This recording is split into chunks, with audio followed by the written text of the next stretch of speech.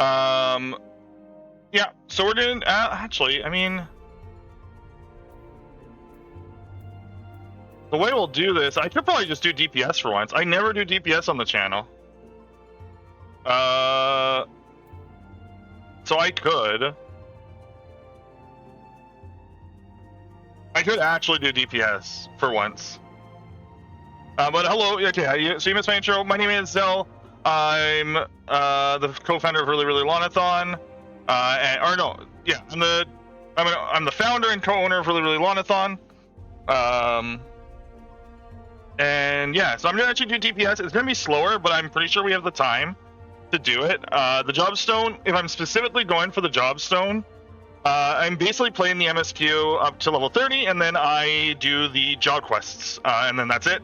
That takes about 3.5 hours to 4 hours, I think. So we might go over the original estimate, but let me double check the schedule.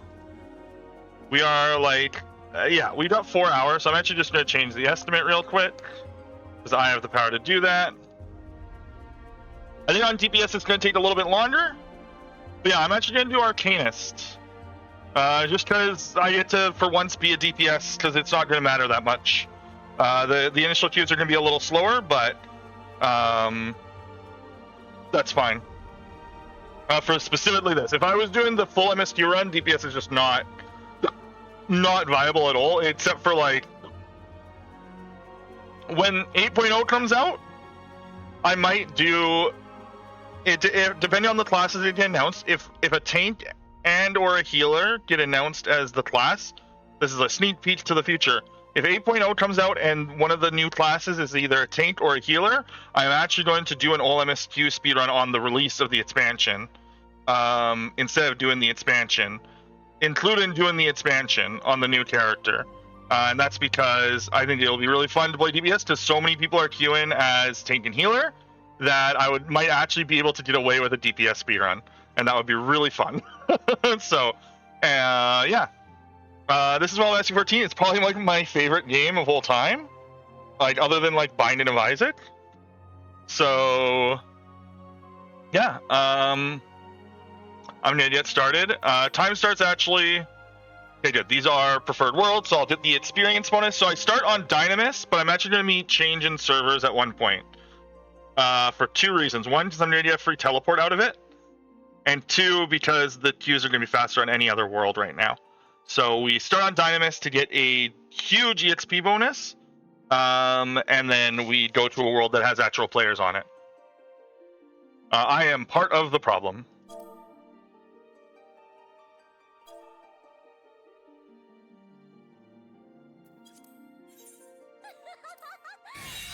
Okay, so time actually starts when we skip the first cutscene. I want it to start at a different point, so I'm actually gonna. So official time would start earlier, but I like starting it at a different time. That will be more relevant when I do a serious run where I've done prep ahead of time. Right now the server's congested. That's odd. A Dynamis server being congested is interesting. This game, so from the 17th to the 25th, this game was being hammered by like really bad server problems. But since the 26th, it's been pretty good. So we shouldn't get disconnected today. So every other MSQ starts when we accept the first quest of the expansion. So that's when I start my timer, because it makes more sense. Because this allows you to exit and like import a UI, but the other way doesn't let you do that and confirm that everything's working. So actually I can set up a couple stuff first. Character, legacy, skip, playback.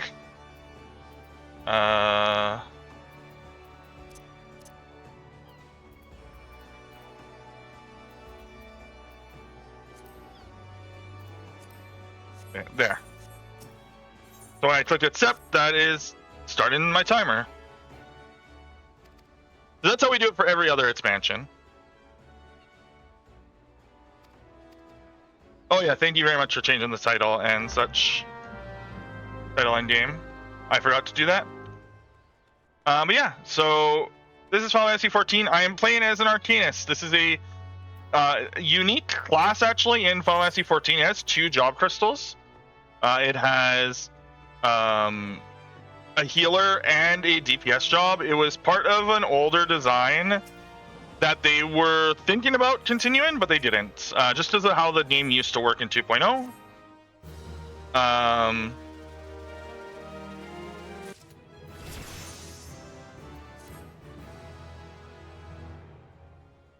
So, but they're the only split job now.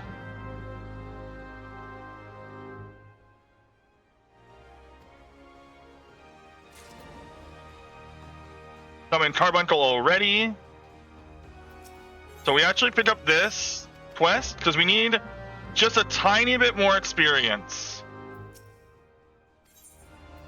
So we actually do need to pick up one side quest when we're starting the game. Just to get us the experience that we need for level 4 to continue the MSQ without like delay. If I don't do this, then we won't have enough experience.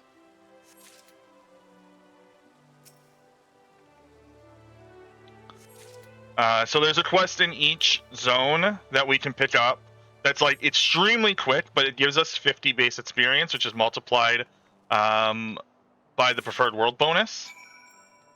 And it's very quick, and it's on the way to something that we're already doing, so the time loss is very minimal. But this is just the route in. We will do basically no other optional quests. Like that isn't MSQ or job quests at this point.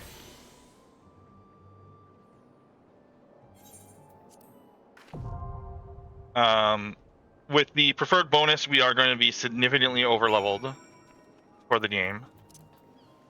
Now we're going to do some routing. There's some routing here with like the start of the game. We're going to try to do these quests.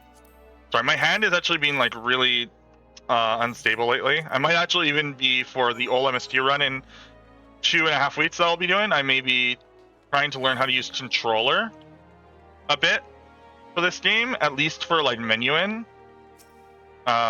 because my hand's been a little shaky lately. But it's not been that bad. It's just like, yeah. So one thing that we have to do, and it's not going to be as important, I'm not going to be focusing on it like I would in an old MSQ run, is picking up the Aetherites at these like little thins. Oh, this game is built for controllers, so controller's really good. I have 2,900 hours of this game with mouse and keyboard.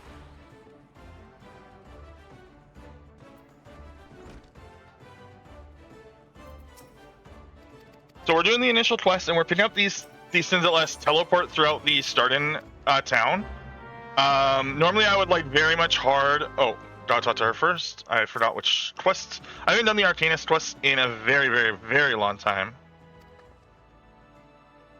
Yes, it'd be the original FF14 1.0. This is fun history fact. FF14 1.0 was made, like, didn't have like proper like mouse and keyboard support.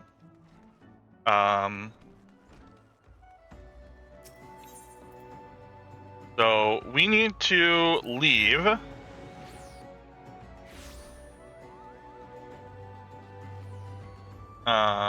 This way.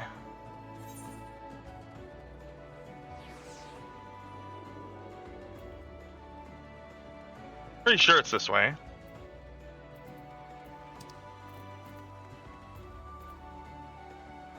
Oh, it might not be. It might be the other exit. That's okay. If it is, we can fix this very quickly. But there should be some of the monsters that we need should be here. So this thing is basically useless now with the changes that they made, but he'll do some stuff later for us. But yeah, they unfortunately made the summon kind of useless.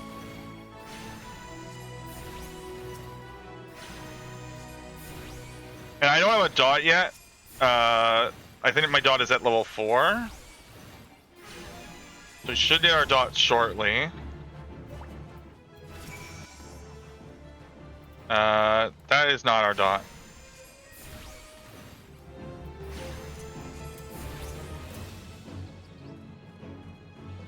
Okay.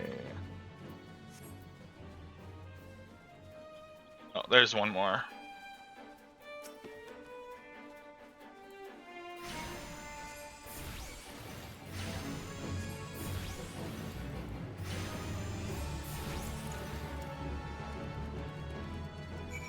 So while we're out here, because I think I can't get Aurelia's here, I think I have to go to Lower Lenoche.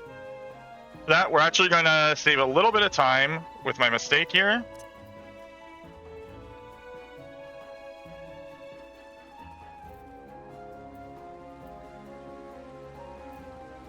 I think there might be a fate that could have popped that would give me Aurel's in this part of Lenoche, but that's fine.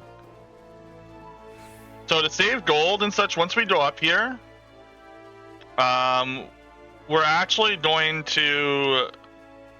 This is where I'm going to switch servers, just so I can... So what switching data centers does is it's actually going to teleport me into town. And we do this to save a return cooldown and or money.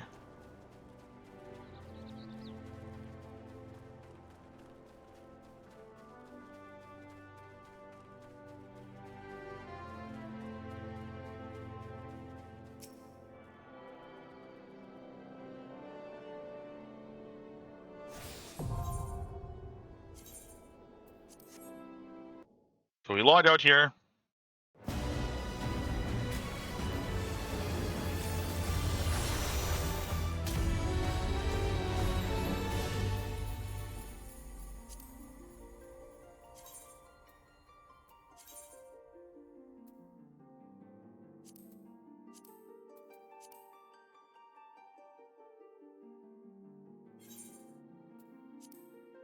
So it says it's going to take several minutes. It usually does not.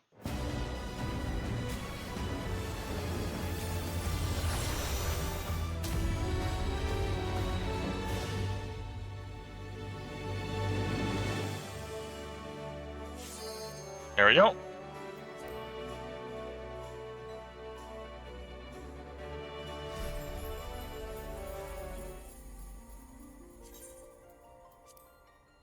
Also, the only reason that I have Delamud is because I actually can't launch the game without the FF14 like launcher program. I'm actually not using any add-ons, and I don't really ever use add-ons, but I literally can't launch the game through Steam. It just launches as a black screen. So I have to use the third-party launcher, or else the game, I can't play it. So just doesn't work.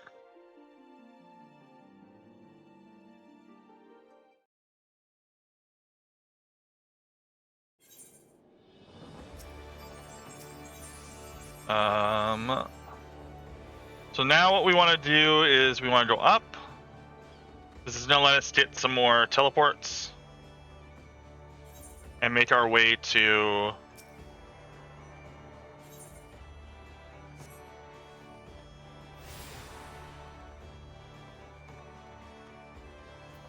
also there's a couple changes that actually like really helped the speedrun. One is when you are sprinting in town, it doesn't actually expire. You get like a buff. Like when you're, you get like a buff. You'll see it when this expires. You get a buff that just lasts until like you're in combat or something. The movement speed is increased. So you're jogging slightly faster. And that's like everywhere. So as long as you're not in battle, your sprint just lasts. Like a very nice quality of life thing. There's another quality of life thing.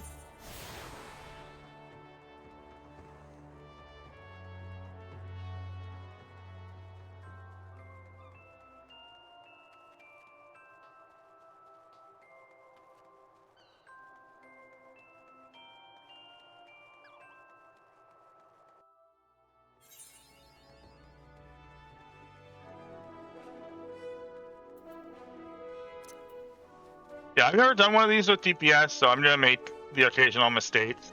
Like like, I know that when I play Marauder, I can exit through that other side, and all of my mobs are there for the quest.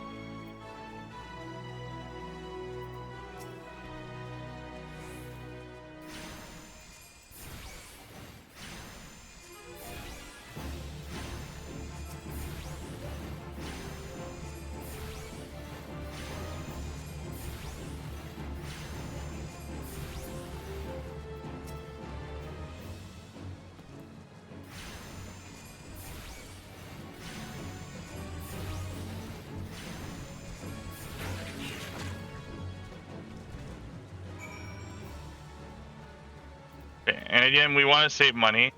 Every start except for Gridania is kind of short on money because they teleport more often. So the other two cities are a little bit slower. Just because Gridania all takes place in one zone instead of being split across two zones. So I have to conserve my money that's spent on teleports. Yeah, FF14 music is fantastic. Lately, I've been streaming what's called in RuneScape a one chunk account, where I'm limited to where I can go in RuneScape until I complete all the tasks in that area. And I've been listening to like Final Fantasy 14 music because it's goated.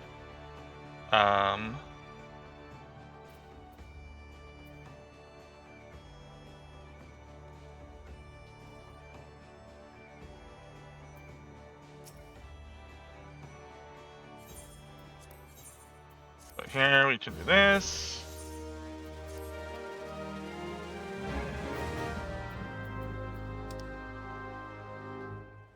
We're gonna go and accept. We're gonna go get our other Thaumaturge quest.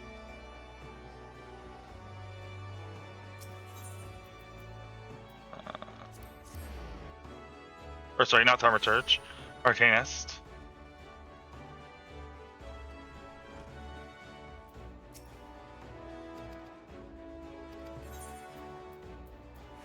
This also gives us food, which is going to give us a small EXP boost as well.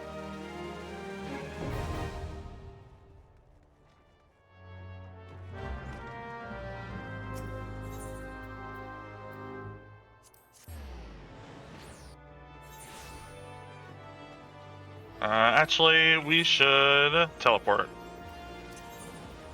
Because that's why we saved that time.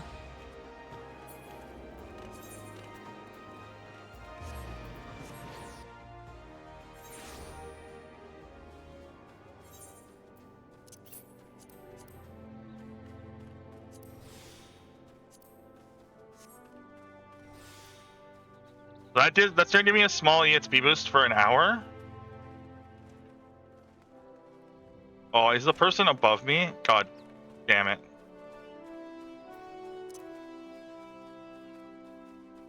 Alright, it's been a while since I've done this start.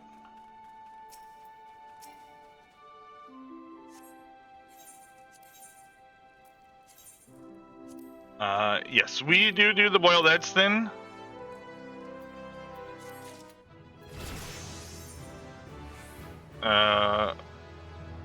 Quite a bit. Oh yeah, okay. Okay, so Summon Ruby is our first is like our first good spell that we can actually we'll actually be able to use our guy on. Shoot, my brain, Battle Gear. I need the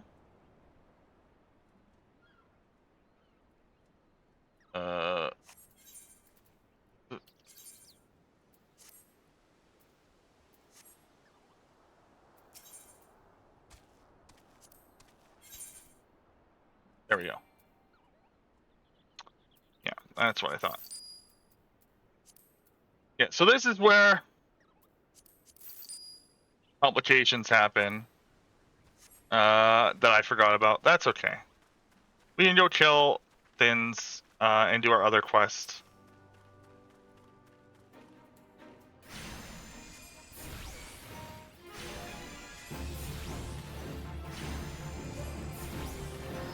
Oh, my summon isn't out.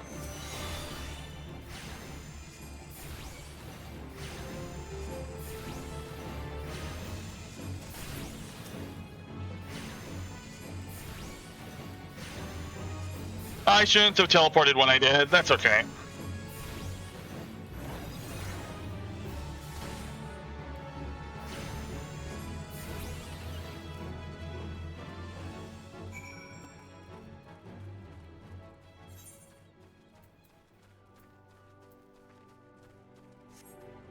We can accept, like, probably literally any quest here.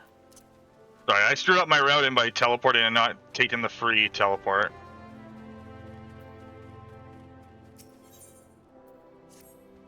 Yeah, you'll give me enough money.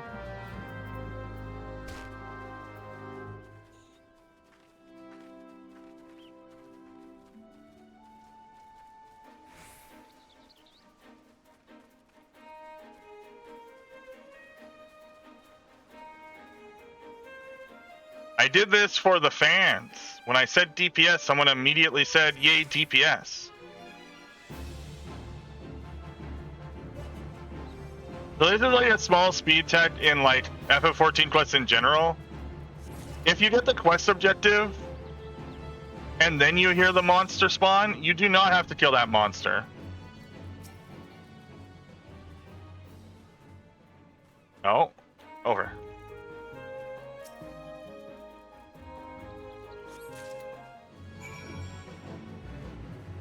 This holds true for like literally every quest in the game.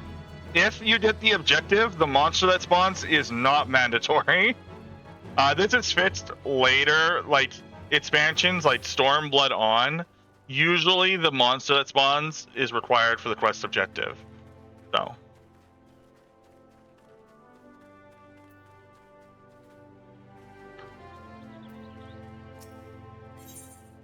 Now give me my money so I can buy my hat.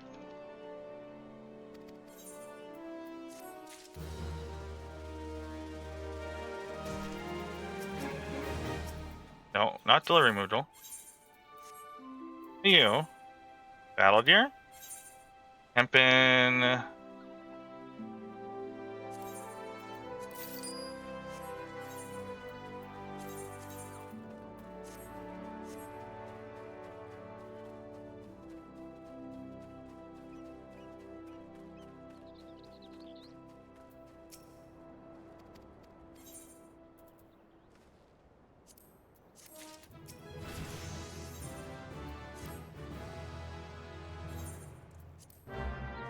So we did our first roll action. Roll actions, unfortunately, kind of don't matter for the speedrun. Like, there's not really any content where I'm going to need to add all things. In the healer speedrun, it is important that we get sleep, though. We do use sleep because Conjurer spawns in an area where a quest is sped. A couple quests actually are sped up by cast and sleep. So.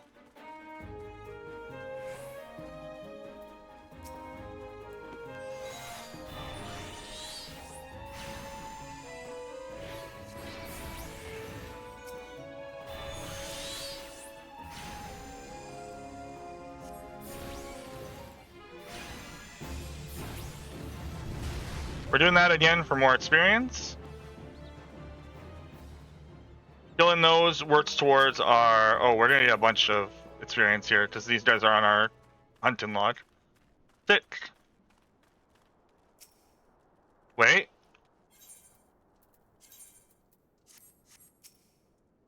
Getting the better weapon there is important.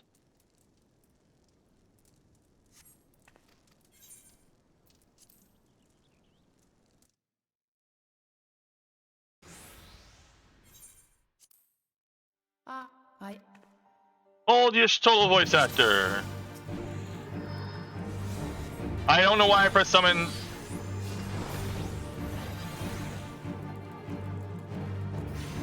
I need that off my bar.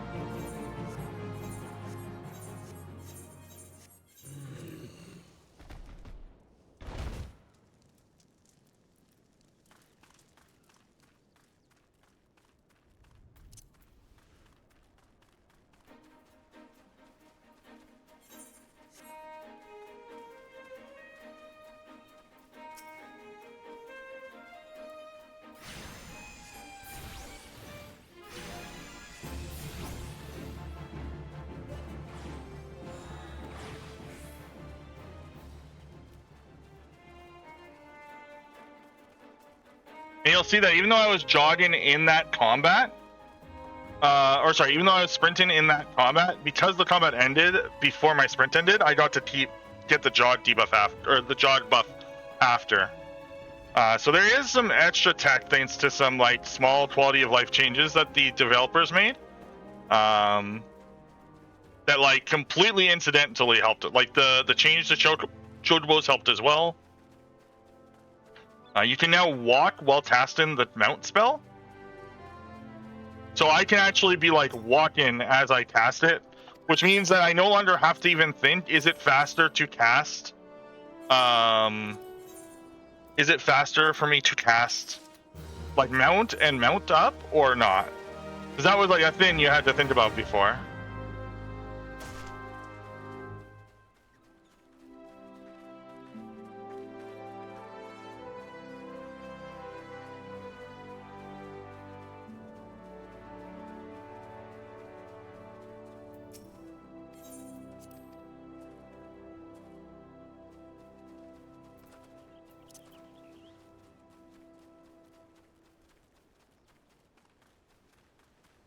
Like if something was like kind of close by, you had to like decide if it was like worth mounting up. But now it's like it's just always the right choice to mount, because like even if it's a small distance, you'll probably like make up a small amount of time by running and casting your mount. You also can't interrupt the mount spell like by running, which is a nice quality of life as well. Now, if only they could make it so that you could talk to NPCs while mounted, holy crap, it would be so sick. If you could interact with NPCs while mounted, that would be insane. But I don't even think you can do that in WoW. Like, I don't think you can do that in like any MMO. You might be able to do it in WoW. I don't play WoW enough to like remember.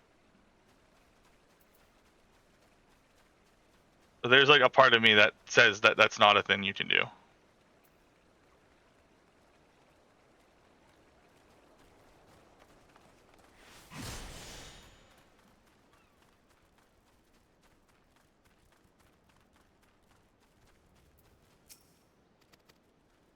So the job crystal doesn't just have a level requirement of 30.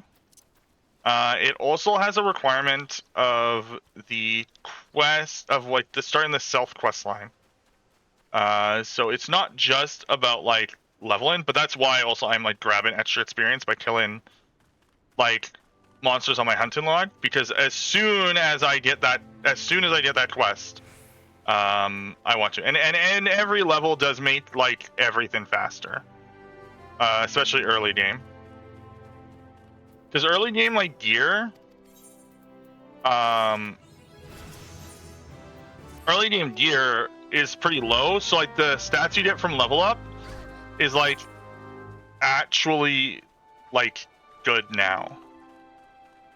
Is, like, still good. Like, a piece of gear is giving me 1 intelligence and 1 mind, and a level up gives, like, multiple. So especially in this short run, like it's still worth like killing the mods on my hunting log for that extra experience. And this quest shows another quality of life that they added to 14. They added emotes and they added emotes up here in your quest log, so you don't have to like go digging in your social log anymore.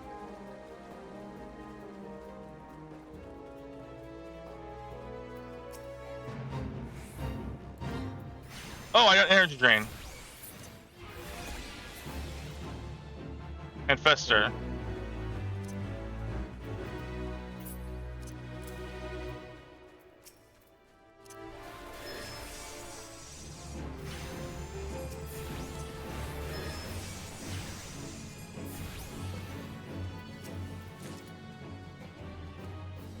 So, and a little speedrunning thing that you can do is you can actually, while you're clicking that, if you move while clicking it, you actually get a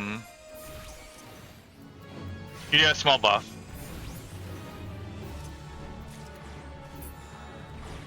Gem shine is good.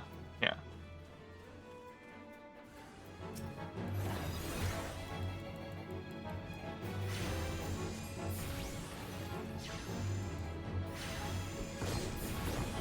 I forgot how long it takes to get your dot on this class.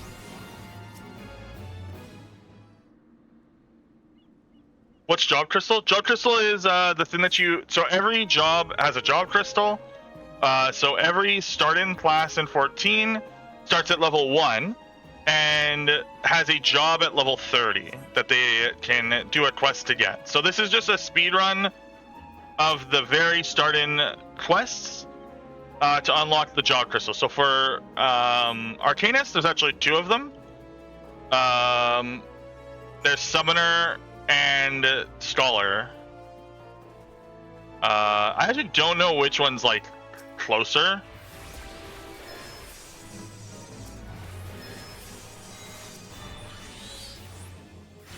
Oh, we already killed Wharf Rat.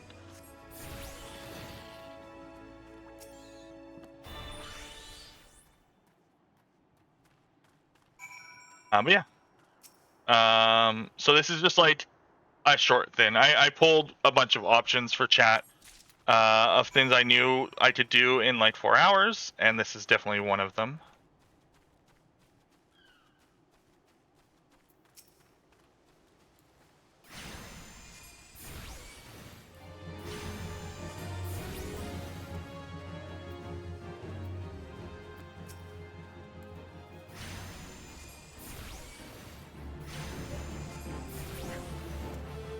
And what I'm doing there is something that you don't usually see when I'm doing the healer run, just because like it's just not, because I usually just use arrow for everything, which is instant. But that's called slide casting. In 14, the way that tits work, you can like slide across a bit at the end of your cast, and that's called slide casting. It's just like a name that the community came up with for like that technique. Is you're just taking advantage of like the way that the server registers things, and you can get out of the way of spells. And like in speedrun, I can move a little bit earlier than it looks like I could.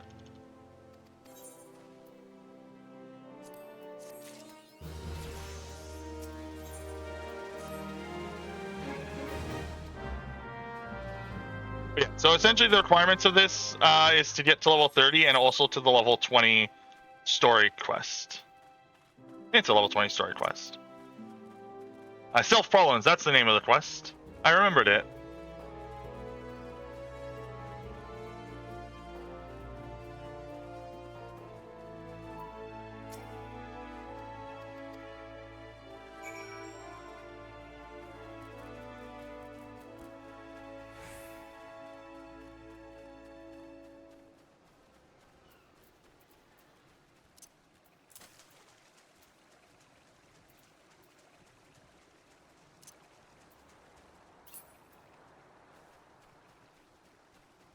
I don't have my normal bar that I'm like comfortable with set up, which is annoying.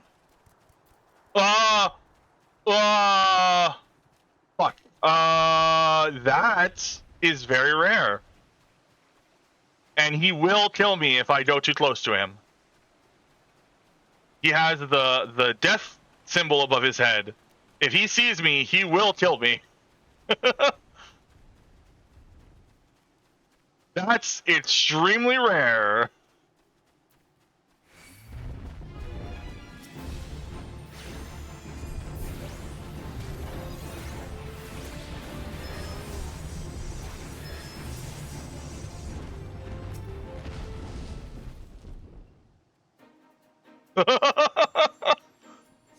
No, I'm not gonna be a man and fight the level 50 elite that probably requires like eye level 120 gear to fight.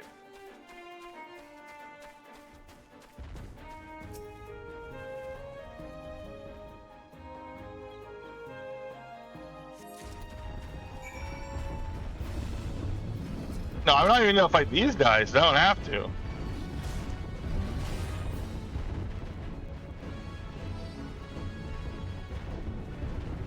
Oh, freaking like an actual like full-size mama jewel, like.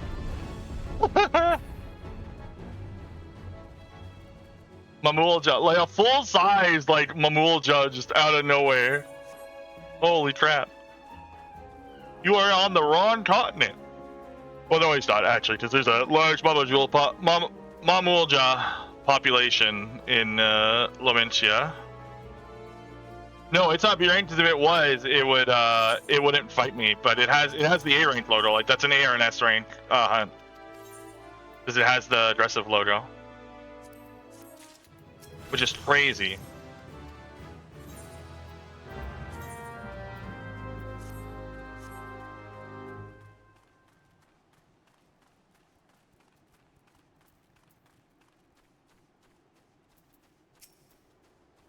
Now these guys I will fight.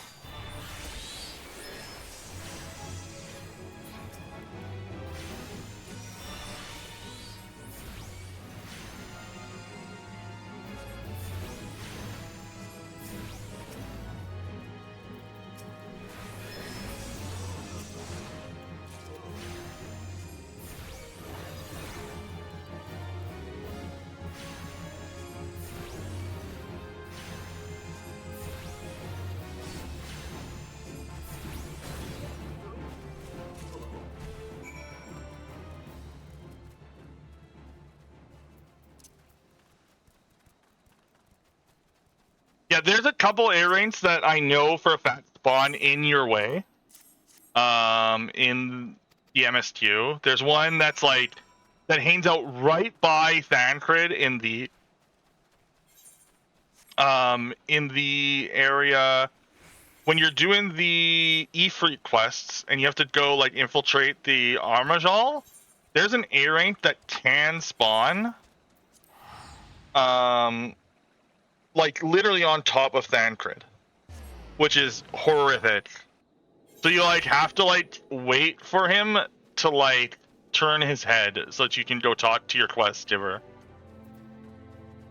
And it's like one of those ones that's like extremely convoluted to summon. So like it can happen specifically if you use the chocobo to get around, which I do sometimes. Like that is a thing that I do in the speedrun, is I will use the chocobo porter. He will only spawn if like the chocobo porter has been used enough times in that zone.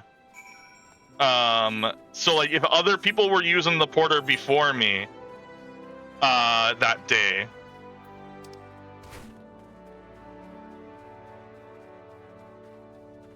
like that, his spawn condition is like obscure.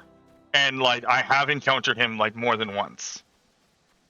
So some A ranks will just spawn. Some have like specific things. I don't do that. That one doesn't get spawned like much anymore. It got spawned before more often because of like routing changes. Like obviously with this being a live service game, like a live service MMO, there's been like lots of changes over the years. Like runs that I did, like I did this run before 5.3. Just doing a Realm Reborn could take between 20 and 26 hours. It was extremely variable because you had so many extra dungeons to do.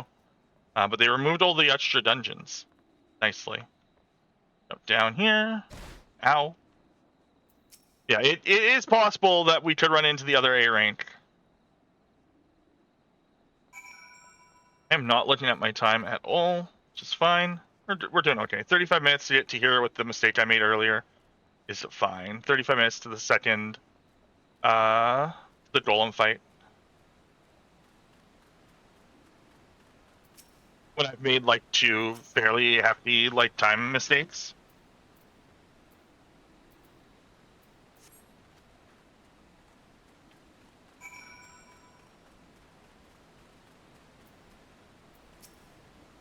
Yeah, I've done co-op speedruns of this. I've done full MSQ. I've done just a Realm Reborn. I've done Trusts speedrun for Realm Reborn. Is that such a thing you can do now? You can actually do speedruns with Trusts.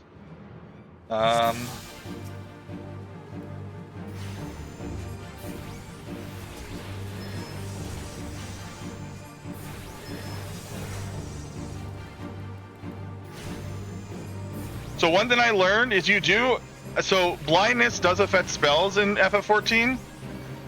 So I used to, at one point didn't dodge that. You can actually dodge this one though. You can take that one. That one doesn't blind you.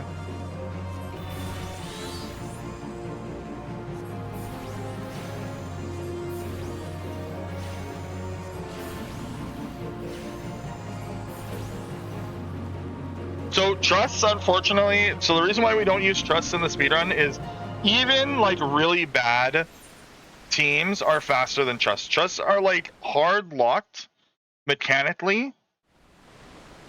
Yeah, the trusts are hard locked mechanically. So they will always take Eddie. Not now.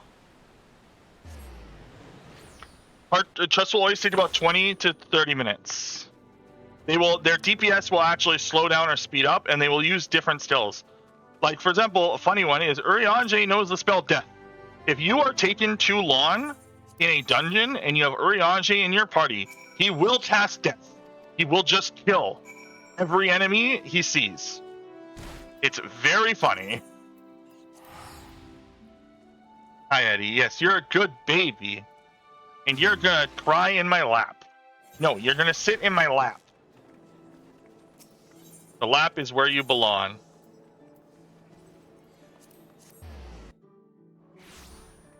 Yes, silly baby.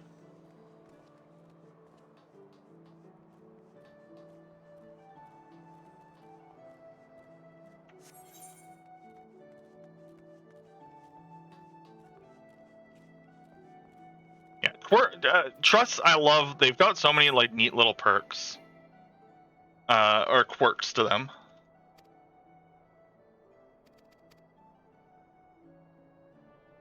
Like, there's like a lot of interesting AI ones. Like, if you bring Y'shtola to the end dungeon of Endwalker, she will follow the main character, and only the main character. Because she can't see anything.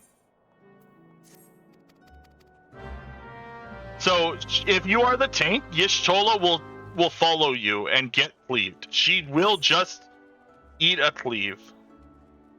It's very funny.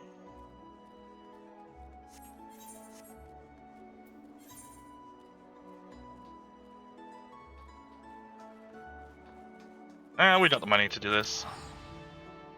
Normally I wouldn't do this, but I don't have the teleports that I normally would.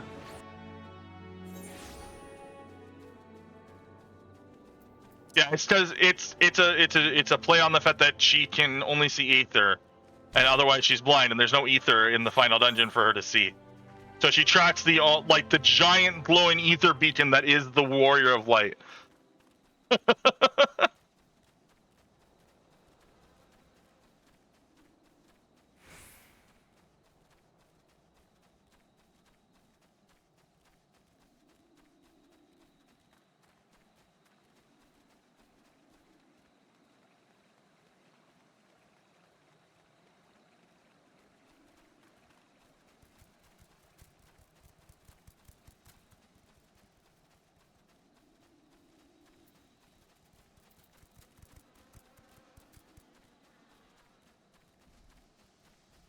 Yeah, and there's other like quirks like Alice will always use LB when it's up.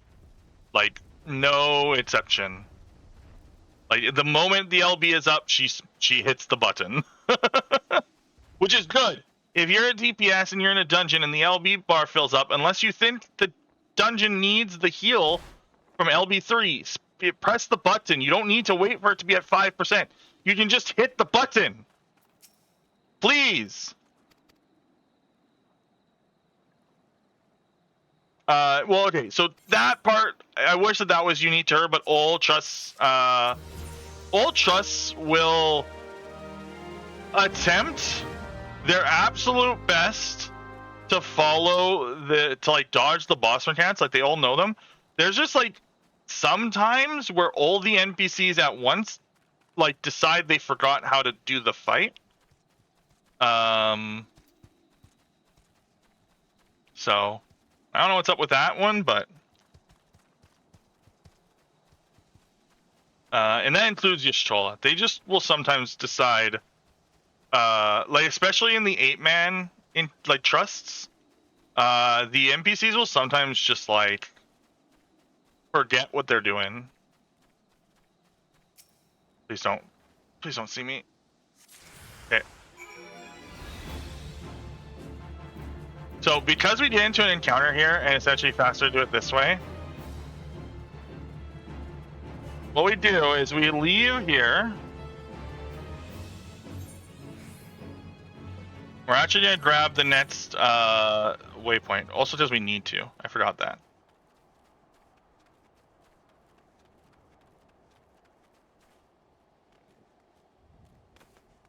This is the other reason why Lenoche, and actually the other starting point in the desert, is worse than Gridania, because there's actually enemies in these areas that are... Yes, Eddie. There's actually enemies in these areas that are high enough level to, like, fight you, but, like, that's not a concern otherwise. Like, in Gridania, you're pretty much always over-leveled.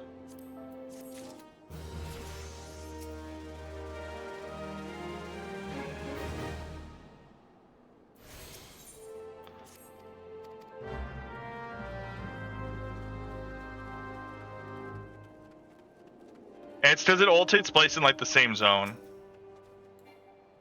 Oh, it's on my line of sight.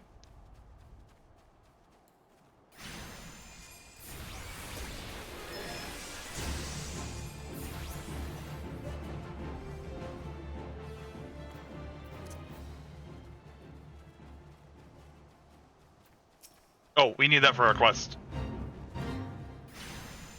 Actually a lucky... this is actually a lucky spawn here. We won't have to go out of our way to kill dodos.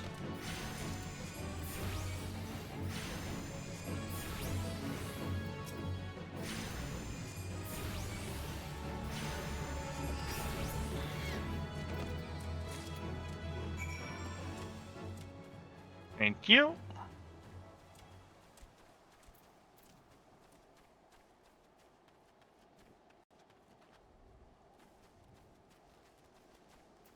If we're lucky here, we won't aggro a buzz.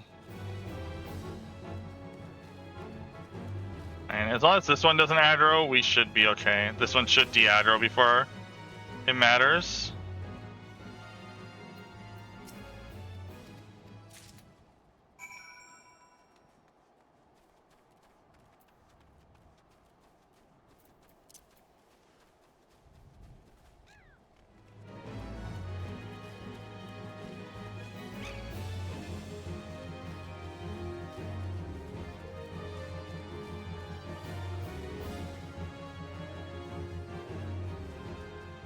Yeah, the dodos here are not always...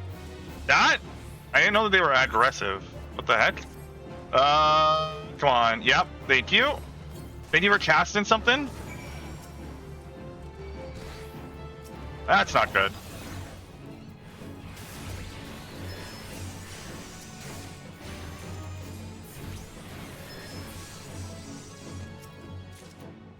So normally there isn't dodos here, it's just the fat dodos.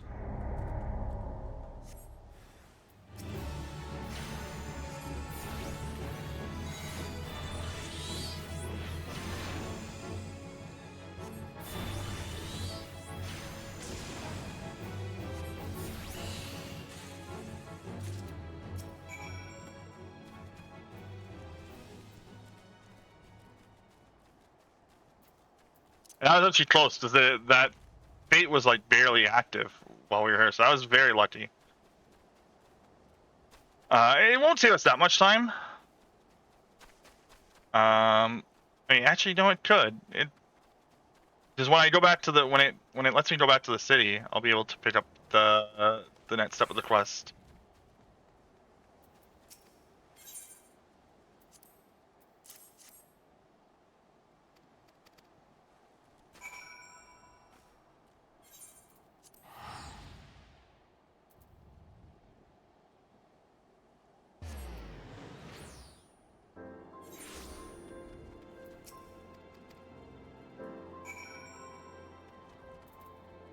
Fortunate. There we go. We're back to the city. Just like that. Can I go to the Arcanist Guild and continue with that quest?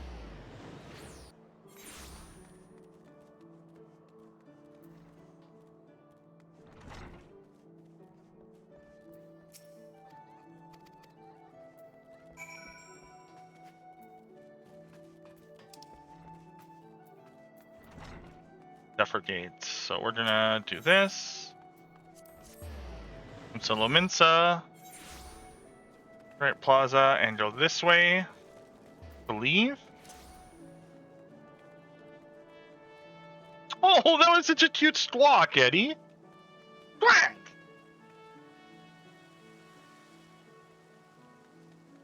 Such a good squawker.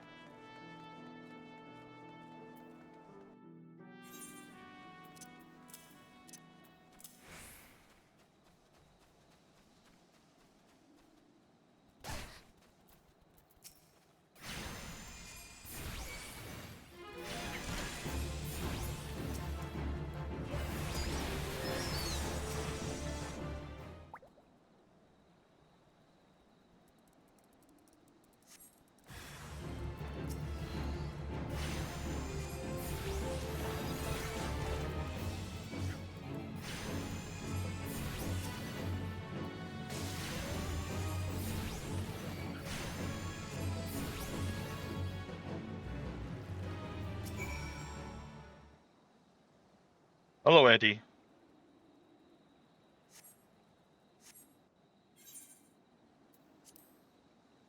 What are they doing on an RPG limit break?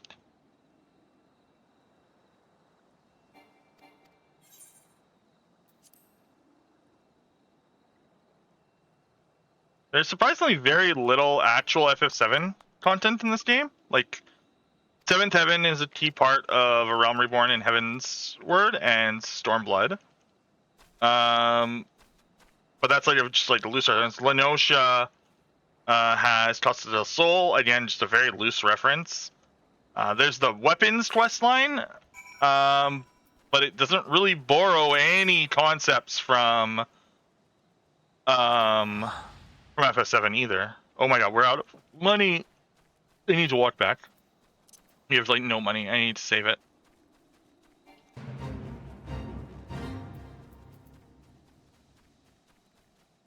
Oh, FF7 house? Okay. Hi, Edward. I love you. Yes, you're purring in my lap. It feels so good. Oh yeah, materia, but that's... Yeah, the materia is pretty... Yeah, the materia being a core mechanic, you're right, actually. I always forget that. Gold sauce. Okay, there's a lot of little references. Like, it's like a lot of concepts taken from FF7, but they haven't like borrowed any story elements from FF7, which is crazy. That is definitely like their break glass in case of emergency. Like, probably like people like talk about like, oh, they're gonna do this and this, and that means that they're in trouble, and like they're not. When they release like a trial that is just straight up from FF7, they are very worried about the game. That's the moment. When they break the FF7 case for more than just like an occasional reference, oh, be worried. Where's Forge Master again? That's right. I do have that. I just need the aft castle. Well, okay. Genova trial already happened. They melded Genova's ideas into Ultima. Ultima is literally a being from beyond the stars that came to corrupt like the world's soul.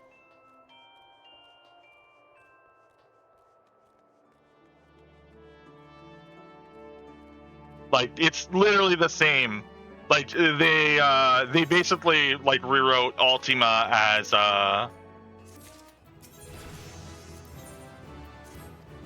Genova in like a more grounded way for the game itself. Because like in this game, the Auracite came from the. In this game, the Auracite came from Beyond the Stars. Well, yeah, but in FFT, she was a god being that like created the Auracite within the Earth. But in this game, the Auracite came from space, and like its explicit goal is like the corruption of like the world. So it's very Genova coded. I'm not even sure if that was intentional, but that's the vibe I got when doing the Ivalice raids. I'm like, oh, they made Ultima Genova because it kind of makes a little bit like it makes a little bit of sense. It kind of makes more sense, especially with the way that they've written a lot of Ivalice lore in 14. It's a lot of like technology and magic that isn't like of Aether.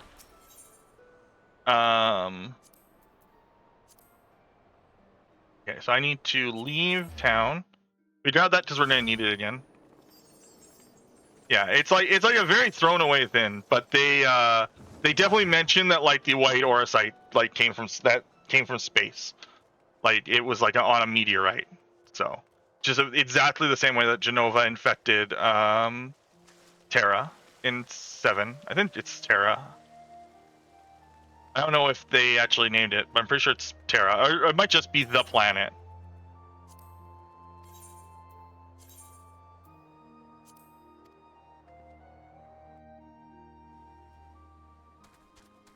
Yeah.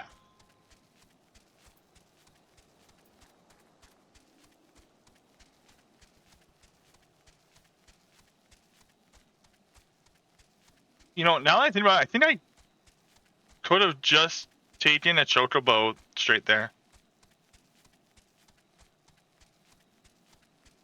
I know Terra is what it's called in FF9. We might actually be walking most of the way to Morabi, just because of again some stuff that we need to do. We're not gonna fight cave bats, I don't think. But if I see a quest mob, I will be. We're gonna stay on our chocobo until we see a quest mob. Hey Eddie, what's wrong? You readjusting? That's a good boy. Yeah. The Roselands and Wild Jackals, which I don't think we're gonna see actually in this area, so we might just be running on this chocobo for a while. And now that my memory is kicking in, yeah, I should not have gone on this chocobo. I could have taken a break here.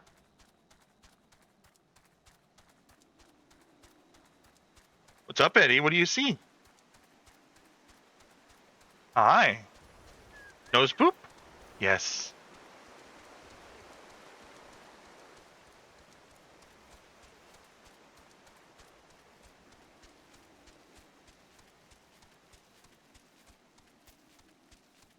Yeah, my memory is telling me that I could have actually taken the chocobo porter to Morabi and not the manual chocobo, but that's okay. Yes, you want to get off me? There you go.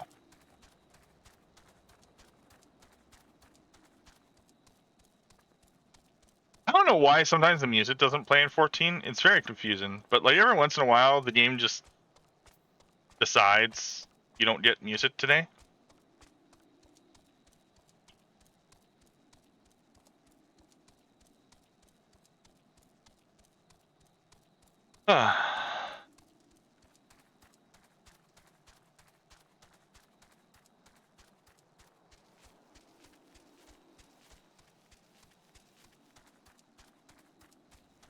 Oh, jackals.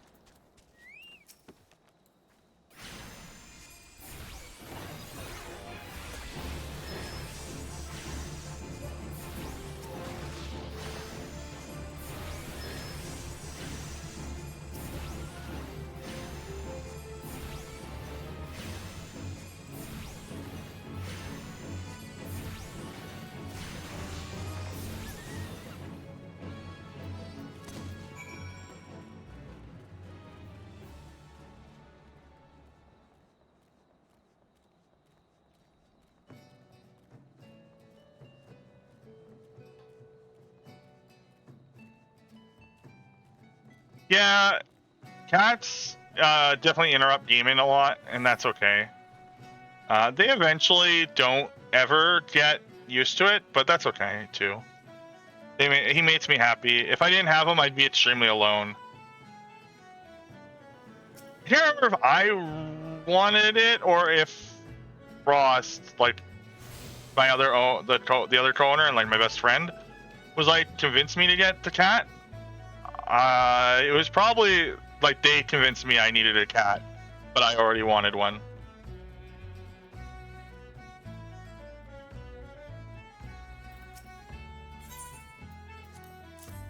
And it's just I was moving. Yeah, and it's because I moved or was planning to move. And I was like living with my sister at the time, and it was like decided like I would be way too lonely without a cat.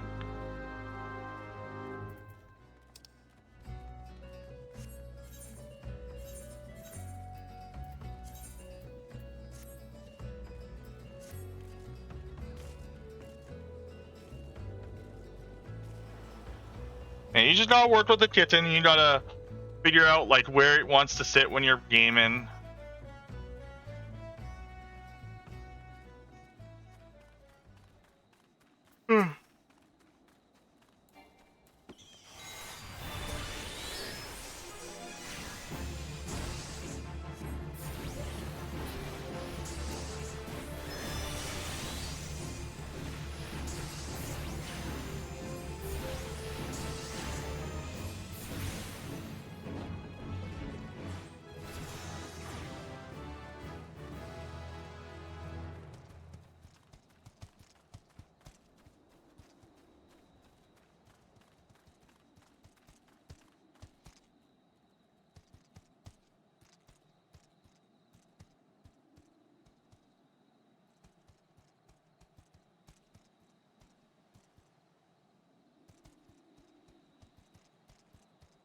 Sorry, I had an important thing marathon related to respond to.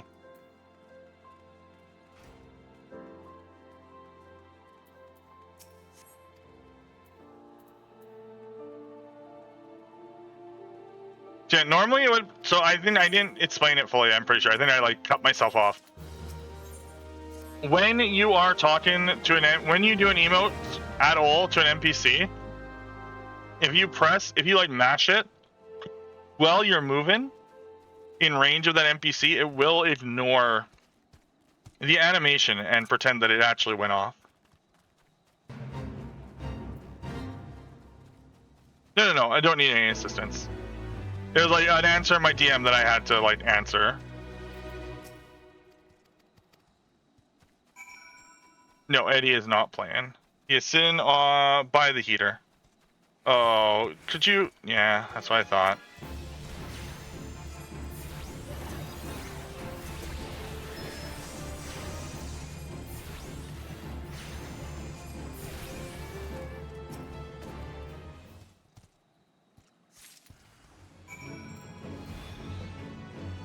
So again, same as the other times.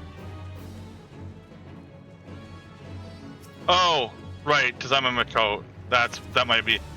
So again, because the quest is given, I don't need to kill these Quirgarns.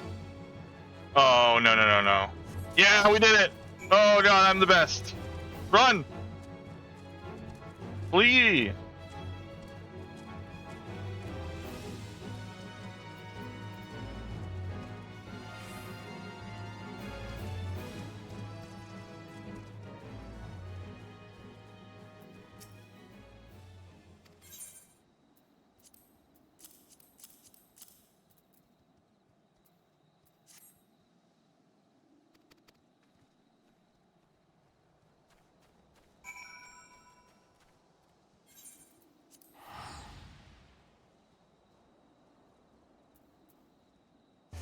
Also, an interesting little quirk. If you dodge the attack, it doesn't like interrupt you. So like when you're over, so the way that accuracy works in FF14 is if you are equal or above their level, you always hit. That's the accuracy check. If the thing that you're targeting is higher level than you, you can miss. And so enemies that are underleveled can miss, and they will not interrupt your actions, like doing that kind of stuff. Surfcast is good. Again, I really wish I had the way that I like to play 14, which looks like a monstrous like UI, like keyboard wise. So I play in battles. I don't play using my mouse at all. Like I move with WASD, and I use the numpad for all of my off global cooldown abilities. So I like my bar normally is like 2 bars. Like this bar is control for like AoE stuff, AoE and like really situational stuff like movement. And then my off global cooldowns are in like a 4x3 grid here that's controlled by numpad. So like in battle, I just position my camera in such a way that I can see everything, and then only move my camera like sometimes, like when I know it's safe to.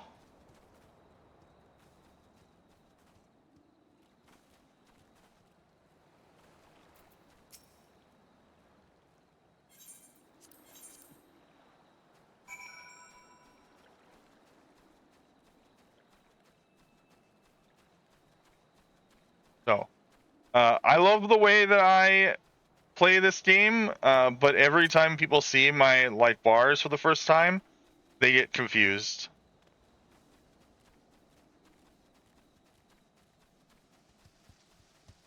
Need to eat another grape.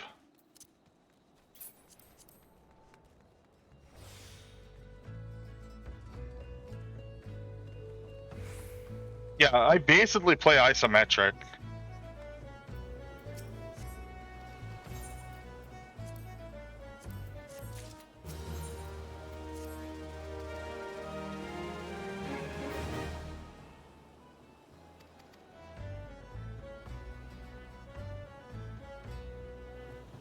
Yeah. If it wasn't so impromptu, like for example, I'll have my bars properly set up when I do all MSQ in January.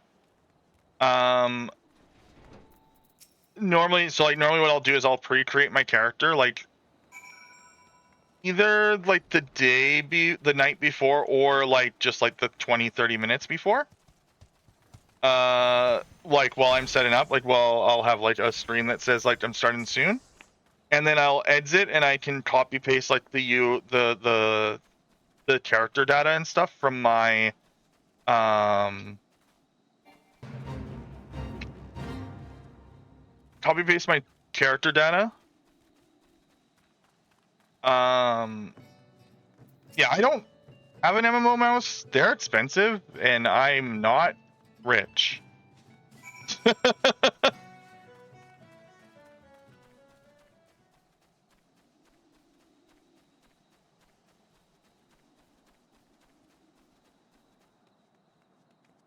And considering I'm going to be upgrading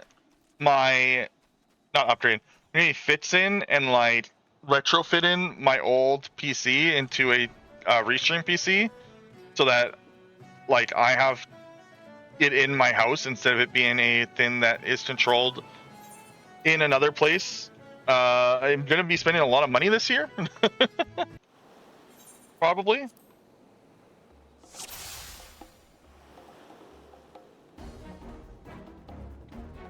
Do.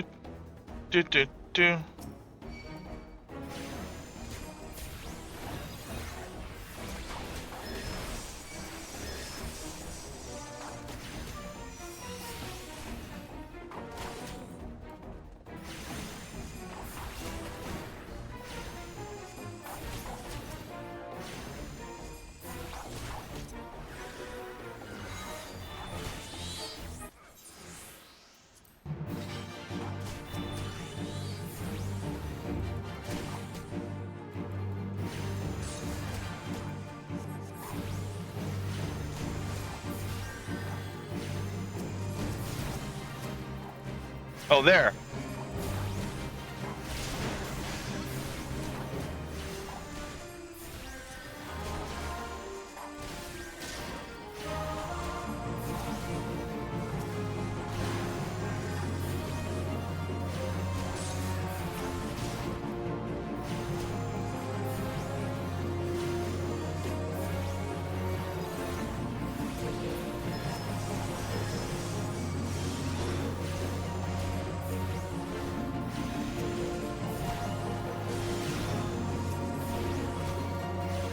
So remember when I said that the start-in choice matters? Notice I'm missing some of these guys by like nothing. That's why it matters.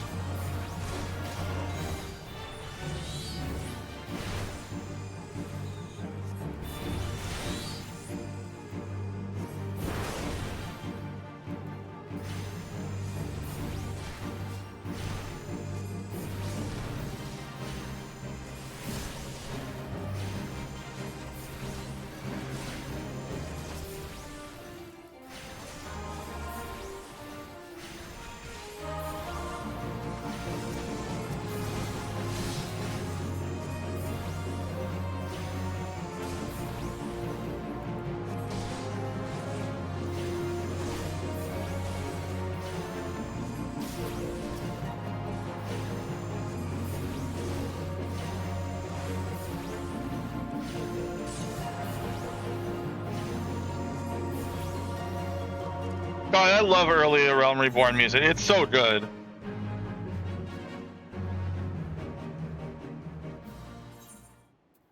Also, yeah, kittens will take time to adjust. Like, my cat would, like, attach himself to me. That was not the quest I thought it was. Or the battle I thought it was, but that's okay. That's the next one, then. I think this one's the one... No, it's here. Yeah, cats need time to adjust to things, especially like your patterns. Like my cat knows, so like he gets more active when I talk at the computer, because he obviously knows that there's like, he doesn't know where they are, but he can obviously tell that I'm talking to something. So he gets more active when there's like.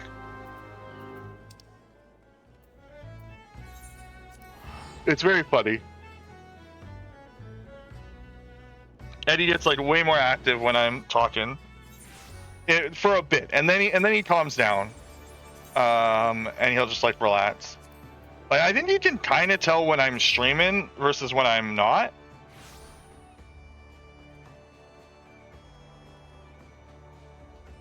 Like when I'm talking with somebody on Discord, like Frost. He acts differently than when I'm talking on stream. It's probably just I might be talking differently.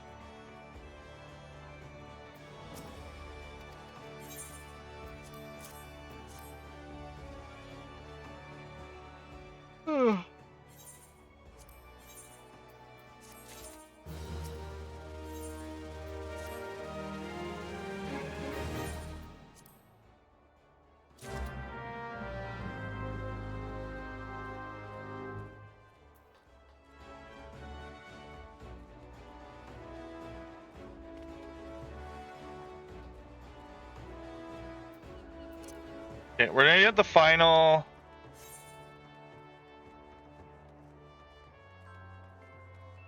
The final Aetheryte in the city.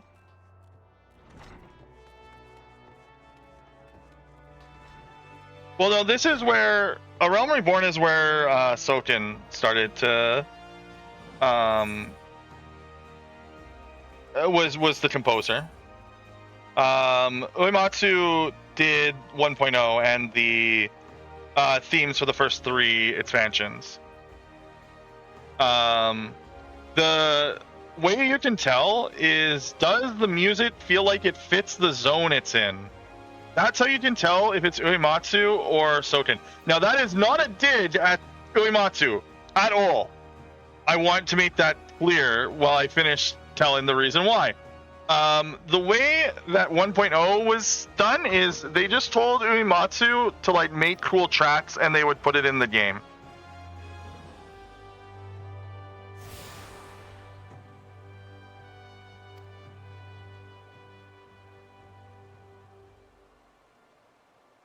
That was how 1.0 was done. So, like, there's a theme that was used in 1.0 that sounds like the Amalgis theme, and it's even called Confladuration. If you don't look up the song Confladuration in the Before Meteor OST, it sounds like the Amalja theme, but it also sounds like it should be in the Golden Saucer. So it just like doesn't make sense.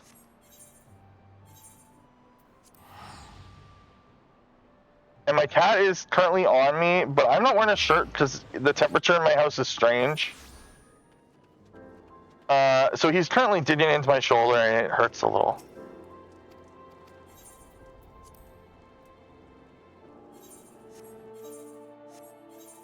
This is the problem with cats, is they don't understand what skin is. He's like gently kneading my shoulder. It's very, ow. What? Why aren't you attacking?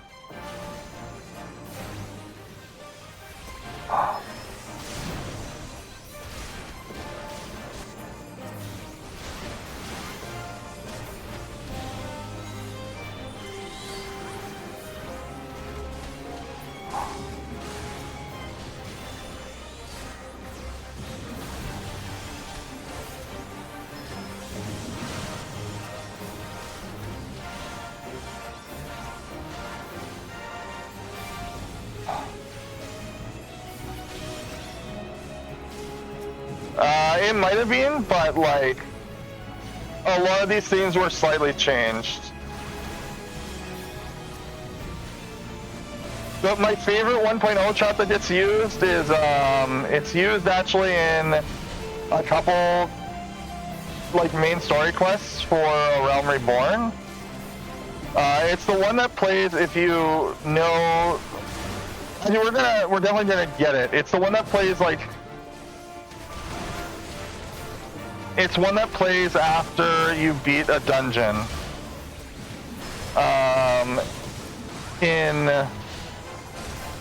It's the one that you beat after beating the mines. The battle there. It sounds like the FF2 battle music. I love it.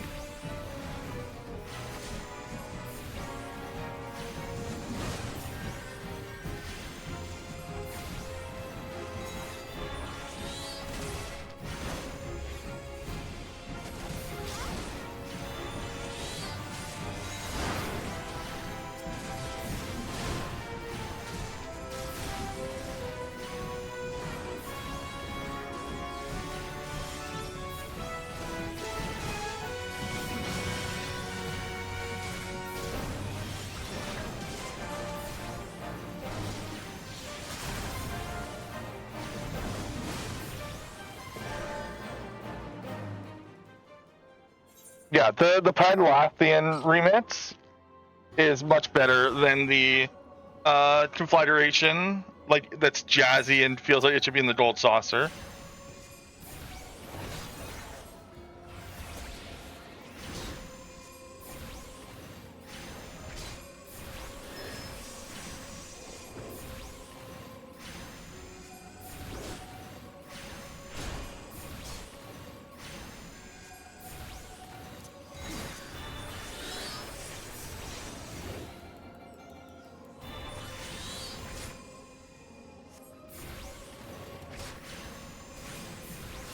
Yeah, exactly.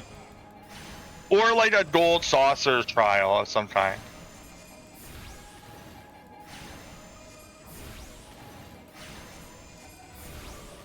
Yes, again, the game is built for controller, like down to the pacing of the combat. The fact that like generally in combat you like in high-end encounters you usually only need to AoE heal or cast or target one of the two taints or the healer if the healer gets the other healer. So like you generally don't need to leave the top of the list to heal. So like even down to the encounter design. Especially like if you're in high level content, because DPS can heal themselves if they're doing their job. We gotta kill these Roselands while we're here before leaving. So yeah, the whole game, like the game originally didn't have like a mouse and keyboard option.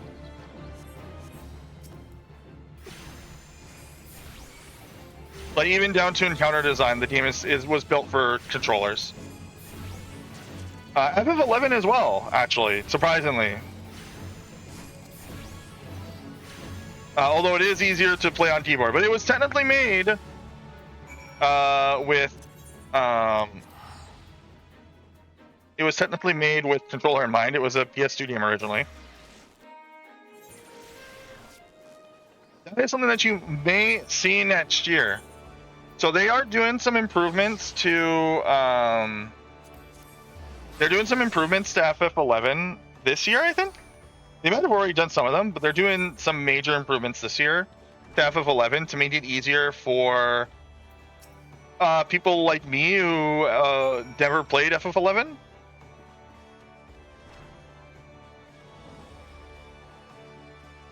Yeah, I could see. Yeah, you could totally beat it on Ultimate on Steam Deck again. Like, especially at high level play, because DPS can heal themselves. Like, the healer never really should have to heal. Like, healing in FF14 has a rotation like DPS if your entire team is doing what they're supposed to do. So like how a DPS has to hit buttons in a specific order at specific timings, healers also should be they should actually be able to follow a script in combat. Like, they should be able to follow a specific like through line.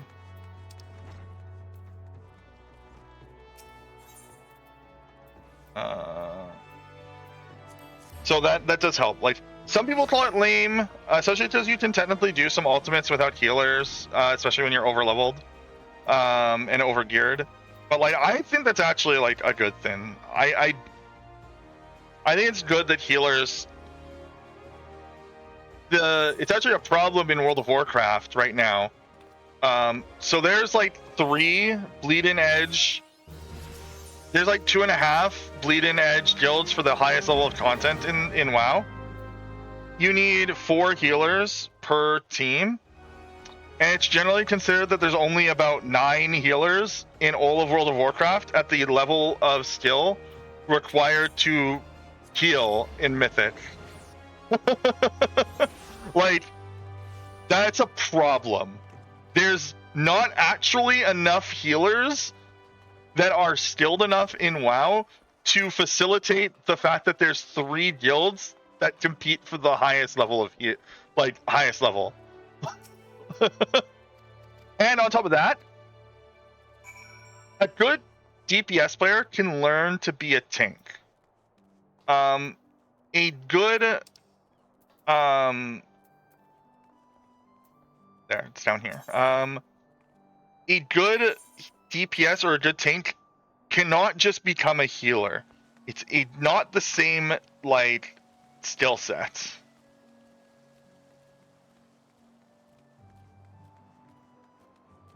They are not healing on easy mode. Healing is the hardest thing in WoW. It's not close. And that's with the tools.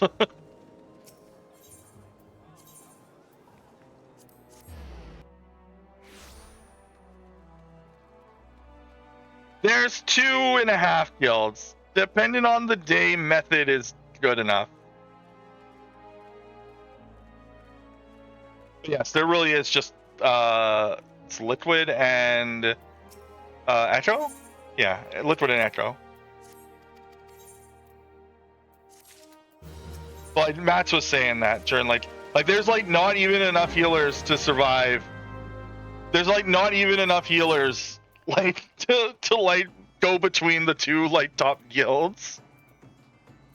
We need to go downstairs. We need to equip the shoes.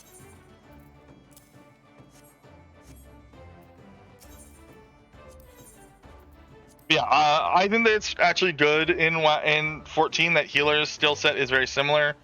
Like, healers just have to follow like at this timing or on this ability you need to cast these spells, as long as everyone's doing their thing. I don't think it's boring or anything. It does obviously lead to situations like where you can have a team of like 3 taints and 5 DPS in clear content. But like, as long as they can't do it on release, like people talked about like, oh, warrior can solo dungeons now. That's so bad. The balance, like, yeah, they can solo dungeons. It's not a big deal.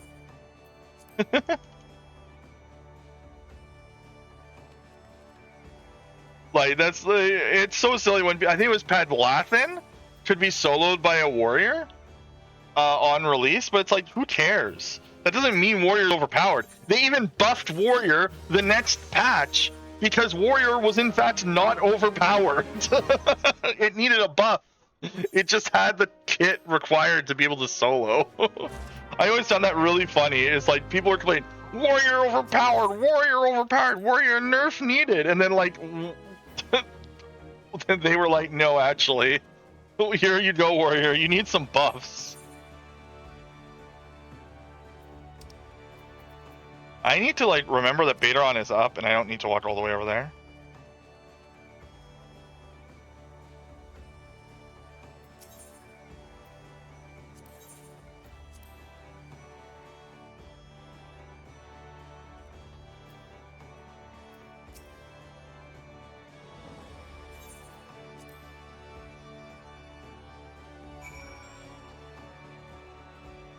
Okay, so this is the airship landing part. So we're gonna be doing dungeons soon. Yay!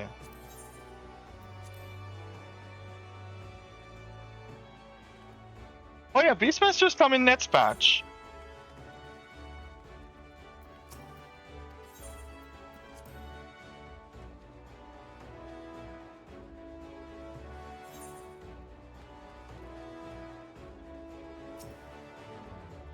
You know what, actually, 124 to start this part of the quest is not that bad. I actually did good. Despite like a lot of those combats being really sloppy. Because I forgot, they removed all the dots from Arcanist. I forgot about that, which makes Arcanist really slow. I kind of wish I picked Thaumaturge.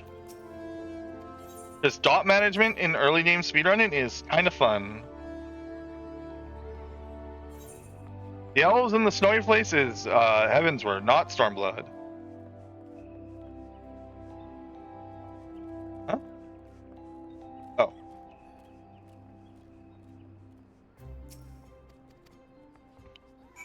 I love this game. That's why I play it so much.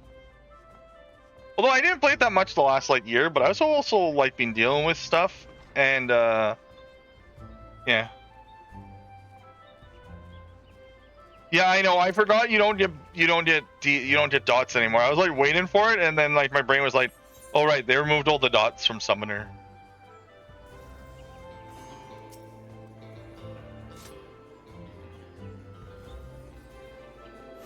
So normally in this part of the quest, we would actually like go out of our way to grab all of the Aetherites.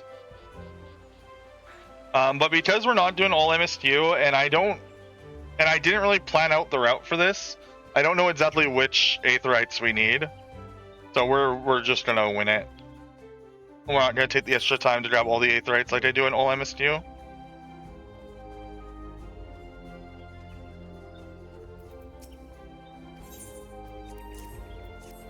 Yeah, first I was like, I realized that it's like now I kind of wish I picked I was like thinking about picking Thaumaturge instead, and then I was like, no, you know what, I like Scholar, or no, I like having the little pet guy beside me.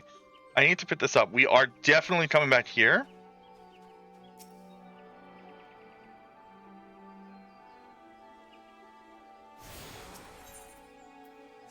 Well, Beastmaster traditionally in 14, or sorry, in NFF games, is like you like are using like the abilities of Capture Beast, like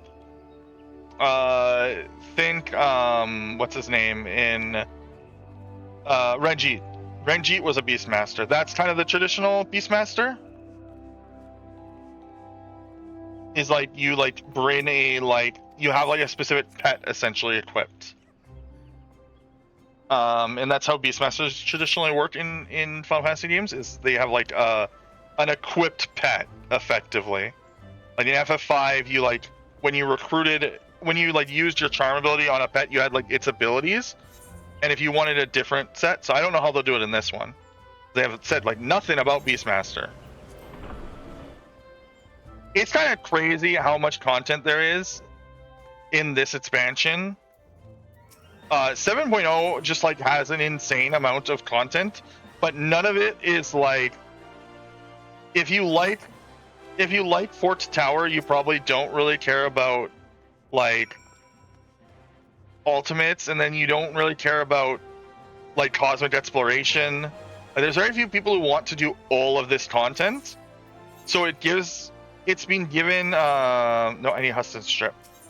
So it's been given people like this feeling that there's not a lot of content in this expansion, when that's just like objectively not true.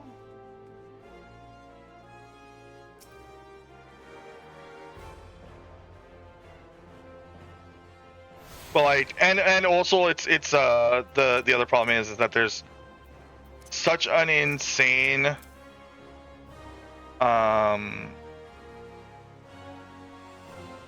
what's the word? Oh, there's been such an insane gap between it, like patches. It doesn't really matter that there's more content than before, because you don't notice it, and that's sad.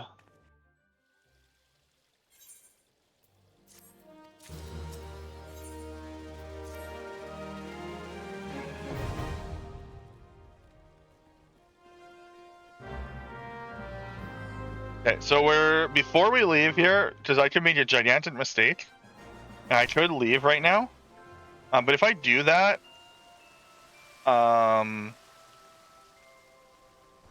whoever snoozed the ad was really smart, because I'm about to enter a dungeon queue, and that would be the best time for the ad to run. Yeah, so even though airships are now accessible, if I didn't do this and go get the Aetheryte, I would lose like an insane amount of time, like not even that much later than now. Like, you can make a gigantic mistake. I don't think I need the Thaumaturge one. Yeah. Also, again, like, I don't know which of these Aetherites I need.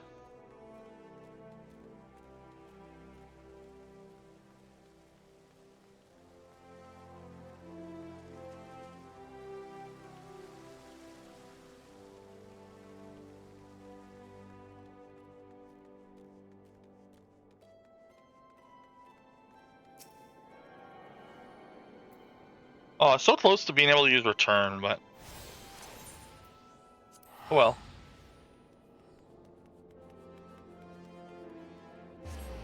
Whoa.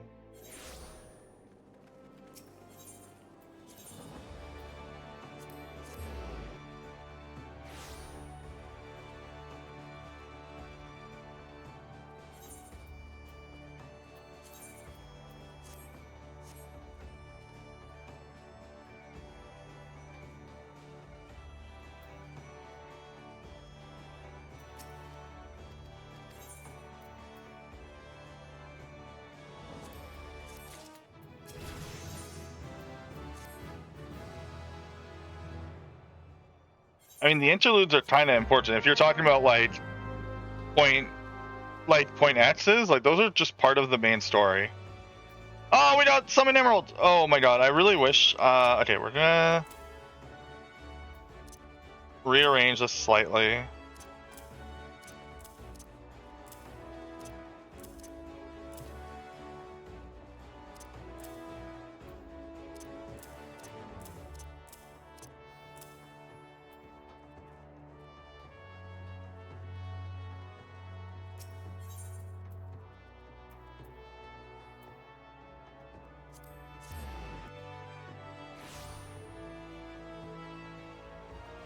It can, but like a lot of the times, so like for example, the Heaven's Word like interlude part sets up Shadowbringers.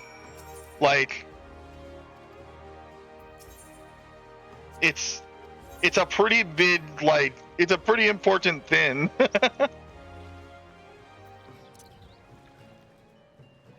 So like I I personally hope that they do not introduce some type of like automatic story skip thing. Like the only reason I could see it happen is because they really seem to be leaning into something very big is about to happen, like story and world wise, and it's like that might be their excuse to like start people at a different point. But like, I don't know, man. Like this game is so good because of the main story.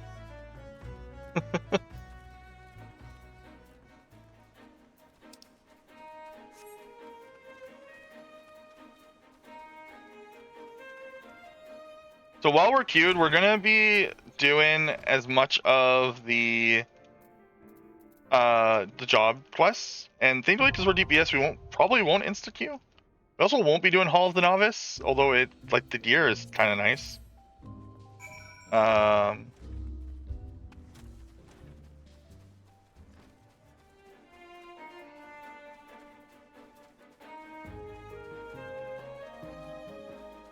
The only reason I could see it is just because, like, again, they seem to be leaning into something like really big is about to happen change-wise at the end of 7.4. That's like the first time I thought, okay, they might be setting up like a new starting point.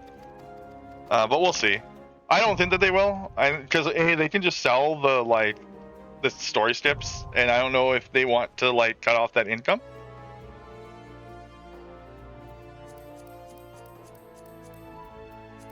I understand what I must do.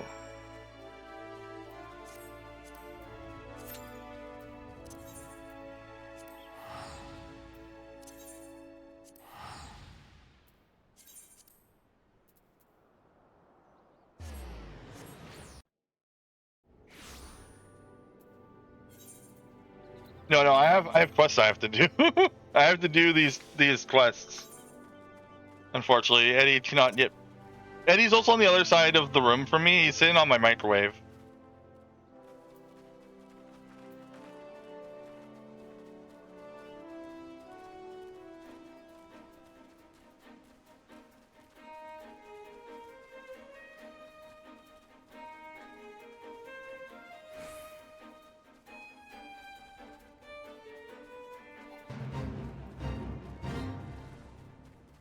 We're also very likely to hit a point where I can't progress either quest, where I'm in queue, and at that point I'm going to use the washroom and hope that the queue doesn't pop well in the washroom.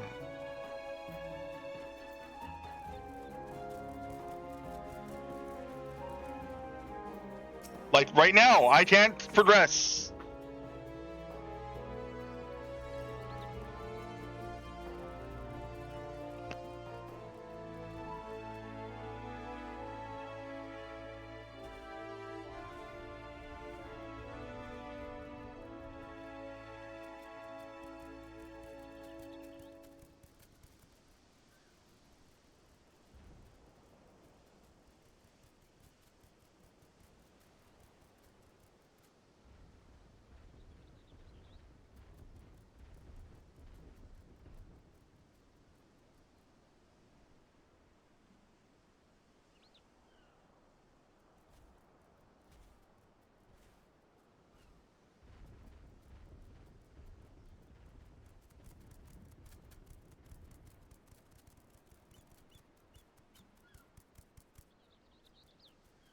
When I ordered groceries yesterday, I should have ordered myself a snack. I'm sad.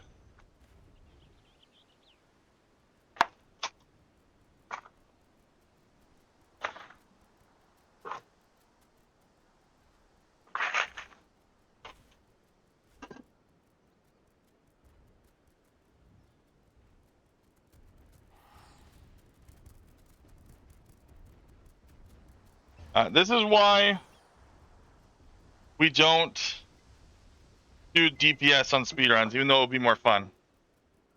Potentially faster, too.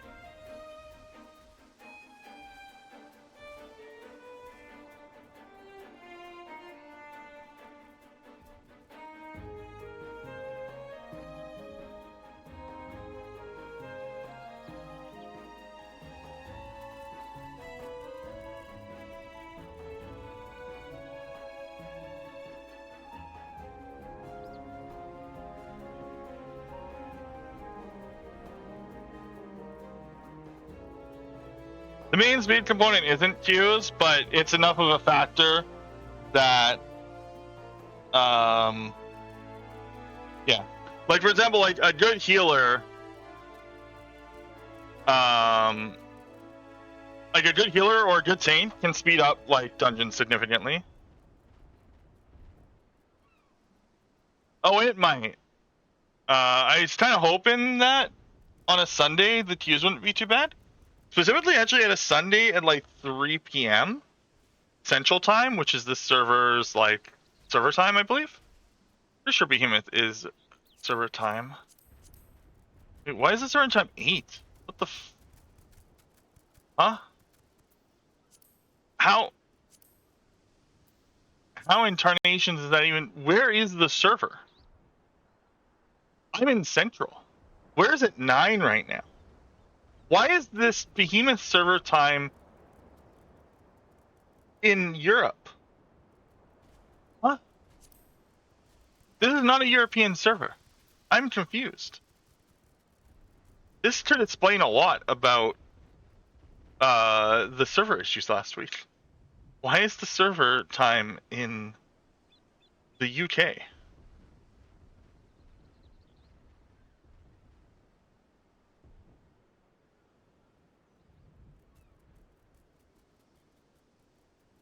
But yeah, I guess while we're waiting, thank you so much, everyone, for donating so much money to the Open Medicine Foundation. It actually means like a huge amount to both me and Frost, because we both suffer from chronic health issues. So it be big deal for us. We aren't actually affiliated in any way with the Open Medicine Foundation. We don't work with the charities that we support directly, nor any sponsors at all. So we appreciate all the donations regardless, because we do care about the actual like thing. And all your donations obviously go and will go towards it directly. Like nobody's taking money in between. We're not getting paid to do these fundraisers either. We just kind of do them. I do them, yeah.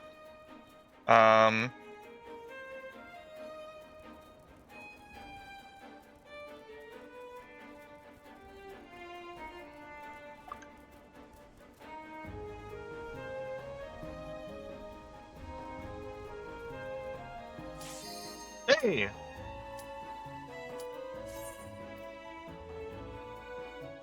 Oh, we've some people have done that.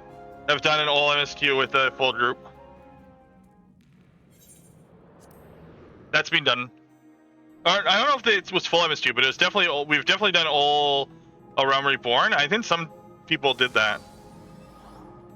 But yeah, and I'm gonna say it's just as I am on the channel. It's my channel. I run this partially. If you want to support the channel itself, including like stuff like our upgrades that we're going to be doing, hopefully in the near future, we do have a donation button down there, and that does go like directly to us. That does not support the charity in any way. Do not feel like you have to do that at all. I don't remember what their time was.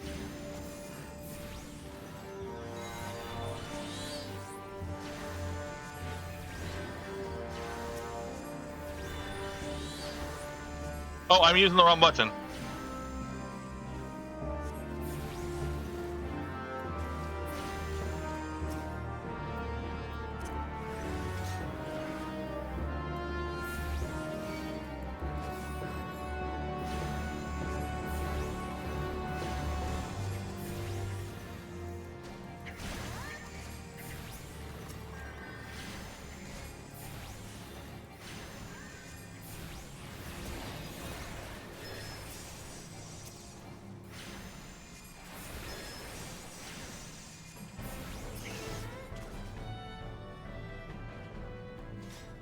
Not before the marathon. Normally I do it after the marathon.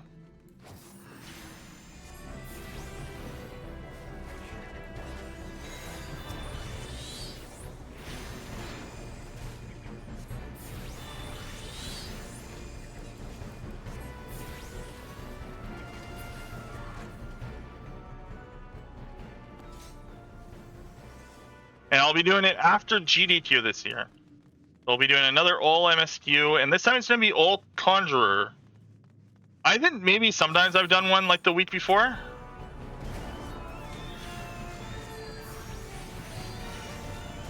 But usually I do it after. Oh, you know what? If I did it the week before, it would have been because of GDQ, because I was going to GDQ.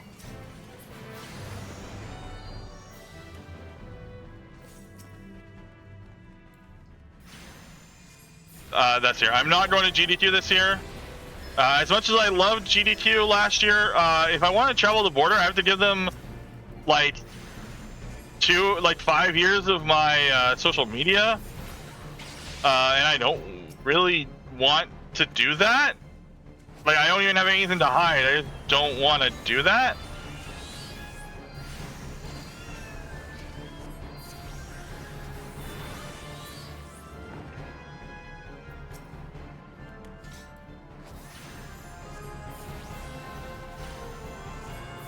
Oh, sorry. When I said old Conjurer, I just mean like I'm not gonna swap to Sage or Gunbreaker.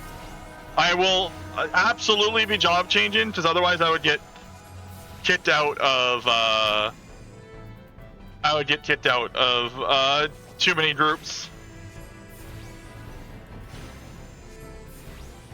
No, I'm saying to cross the border, I need to give social media. The American government wants 5 years of social media to like use to have the privilege of crossing their border. That's not a GDQ thing. I would love to go to GDQ again. I have so many friends at GDQ who go, but I'm not giving a border agent my social media. I have said far too many spicy takes.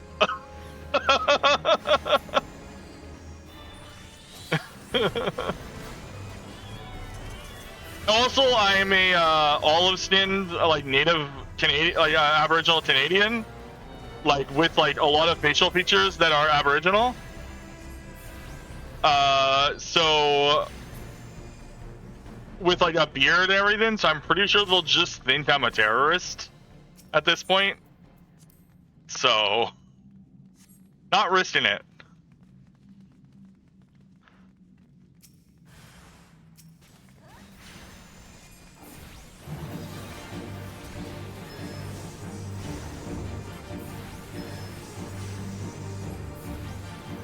I am not white enough.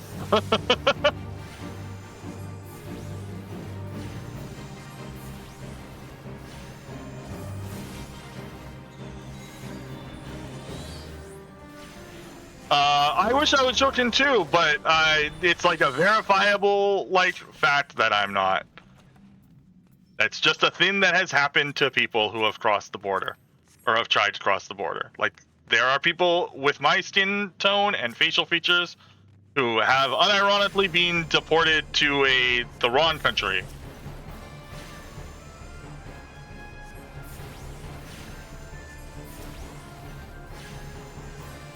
We raised money about this in the summer.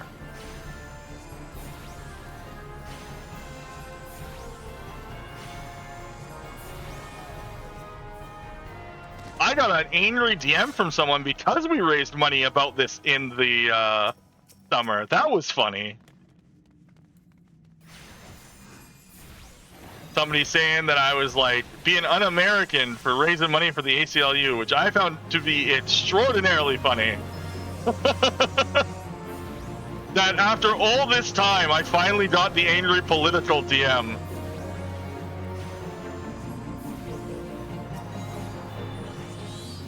I was like trying to earn that like badge for like so long.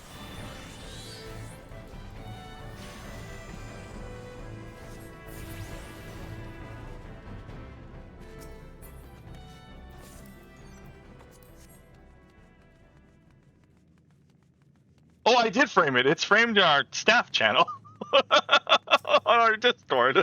Don't worry, I did frame it effectively.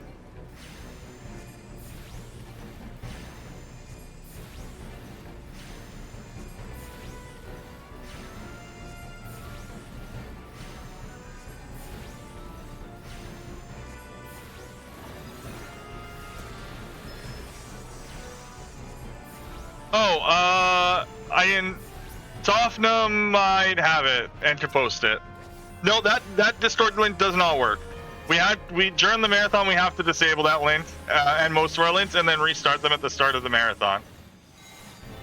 That probably won't work. It might, but it probably won't.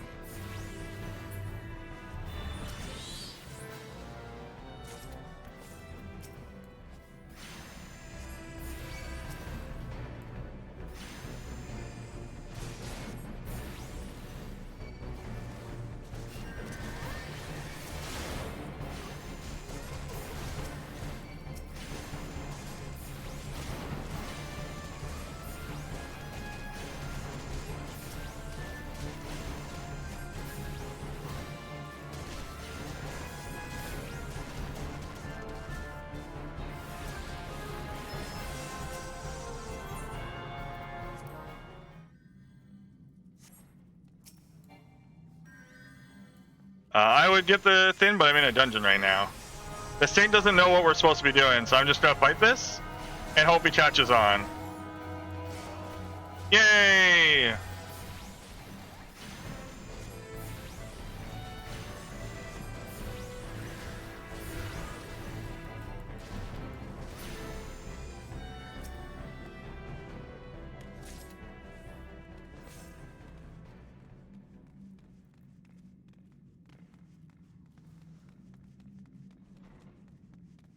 So then, can you actually get the one that's in the Discord that I and others have posted a couple times and just replace the command real quick? Because it's probably late enough in the month.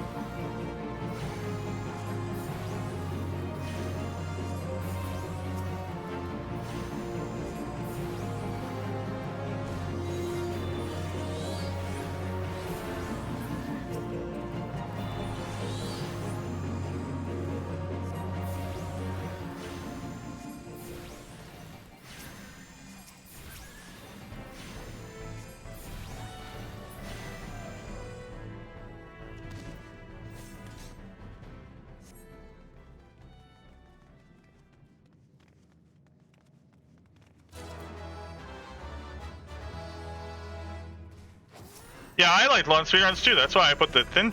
That's why I made the thin. It was literally because like 1 year, like neither RPG Limit Break nor GD2 had like long speedruns in the schedule, and I was like, oh, that's sad.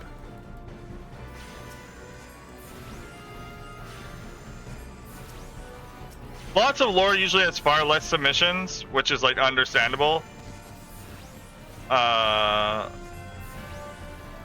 So it's usually nowhere near as long, but that's okay. Also because usually I'm doing something in the sprint.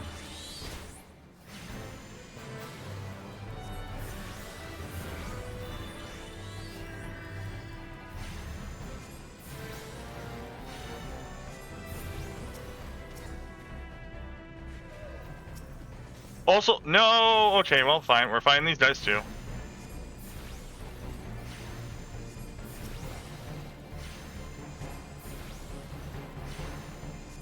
Hey, I got the hat.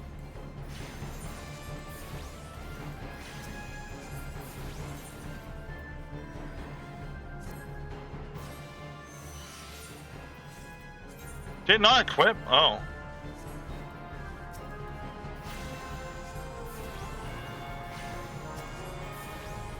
Why is that one bad too? That's weird.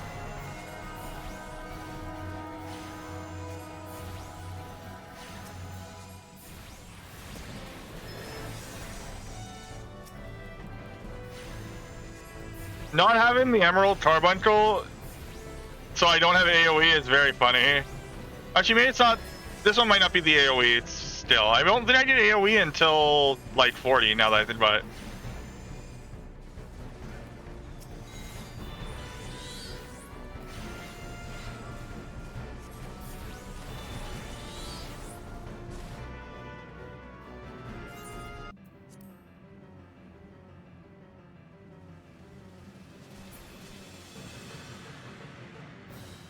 Just spin Frost for the valid one, probably.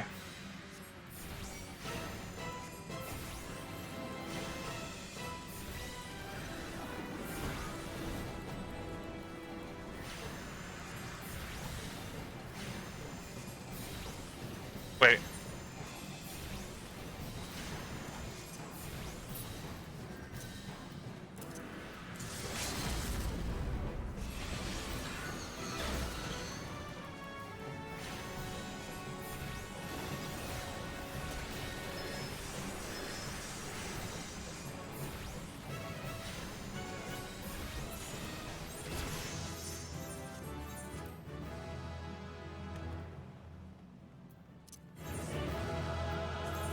Oh, we got the robe too. That's actually sick.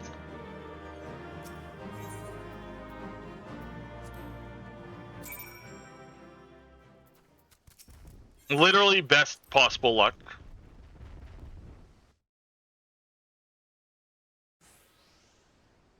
I don't know what her status is right now, though.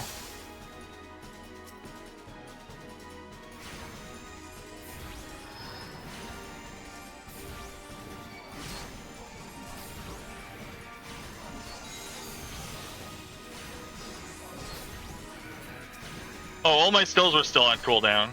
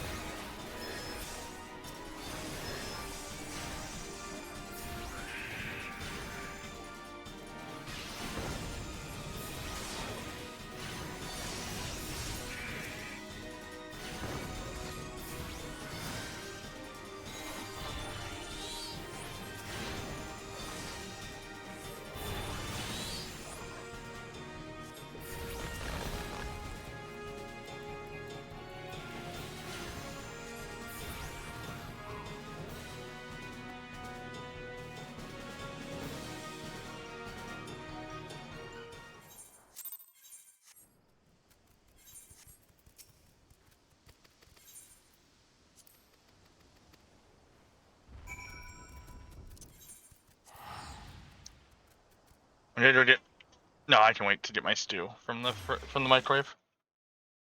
Oh, Eddie, you're warming up by the heater. That's so cute. Kane is killed first. But yeah, as I had seen earlier, I think I got cut off by the queue. Supporting the channel directly does help. Obviously, it's not needed. We actually do get, like, just watching is actually like significantly more than enough support, like in multiple ways. But it does help, especially because we are planning to do a lot of like changes to the channel and like upgrades and stuff.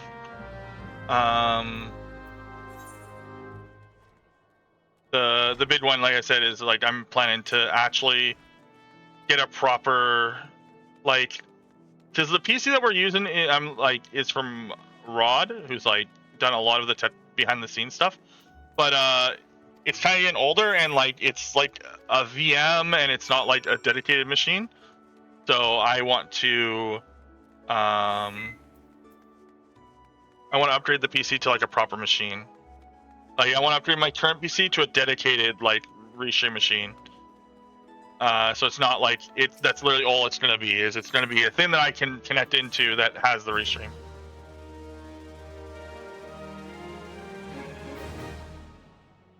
Yeah, we want. I specifically, as like the founder and co-owner, want to be the one that owns the restream PC. But like we do have some backups that will be better than we have in the past. And we're gonna be changing a lot of like staff in and like roles and stuff. I've already like I've already told that to like all of our restreamers and volunteers and stuff that we're doing a lot of changes. Like we're doing a lot of external like changes, like people changes, and then like tech changes. So hopefully this marathon's the last one that has like a bunch. Like, we had a lot of errors this month, and I do apologize for that. Like even beyond like runners having stuff that comes up, like that is understandable. And our marathon is kind of unique in that we just kind of tank those. Other marathons, like if they had this many, would kind of fall apart. But like we don't really care. Yeah, we have a lot of changes. Yeah, and I guess like it's like a very tiny elephant that's in the room. But I've definitely seen some people talk about it on like their personal streams, and I do have ears places deal with it. I need to just teleport to Gridania. Like for example, we have a run that's coming up from someone who's new to the speedrun, and like their estimate is like way beyond what like the normal estimate would be for that run. But I don't care because they are having fun, and I want people to have a place to like speedrun these things. Like I don't care if like a category is like what a community doesn't like, or like a runner isn't somebody who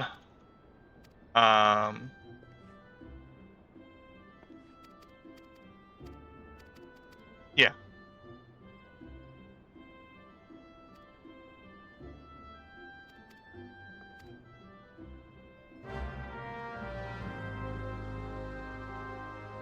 So like for example, like I very much do non-traditional speedruns. I speedrun Hearthstone. Like I speedrun FF14 and Hearthstone as like two of like my like kind of main speed games. Like these are not games that like normally get speedrun.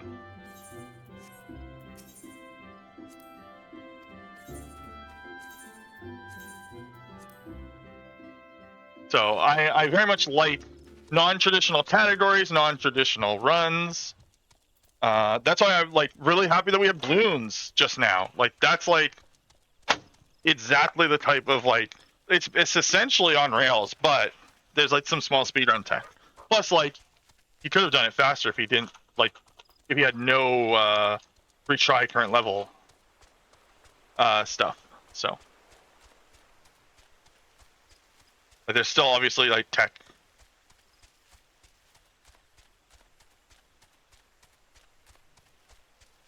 So yeah. I hope that we can continue to do these weird things that other marathons wouldn't do.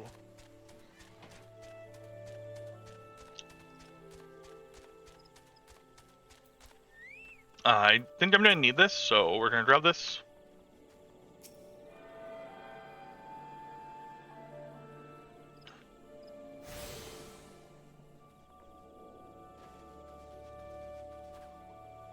Also, I forgot to do something in the last one. How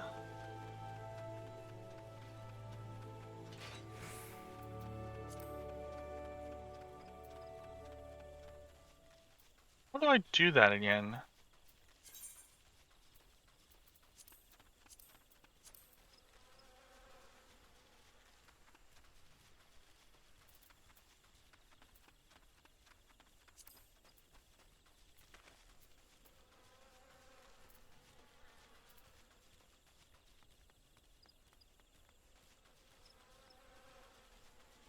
Well, I'm going to use that in the old MSG run. I did not know that was a thing. That limited level in roulette. You can do that. So obviously Twitch doesn't like let you actually store the VODs anymore. You can go to we have a YouTube. That command should work and actually go to our YouTube. I don't do anything fancy with it. It is just raw VODs being uploaded to that channel with some playlists. Do not expect anything more than VODs.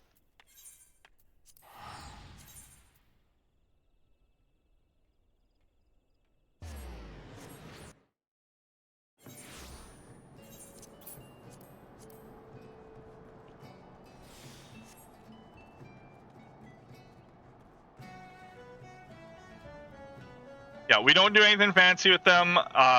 They're just cut.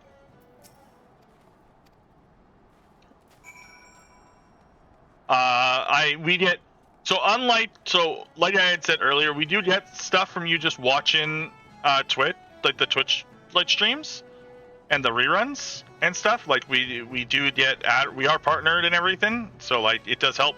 That's why I recommend you in Turbo, because then you get ad free and we still get paid, or subscribe, because then same thing, we still get paid, and you don't have to deal with ads. Again, Twitch Turbo is still free for the next 3 days. You can redeem it for 1 whole month and then immediately cancel it, and you will not get charged. I highly recommend it.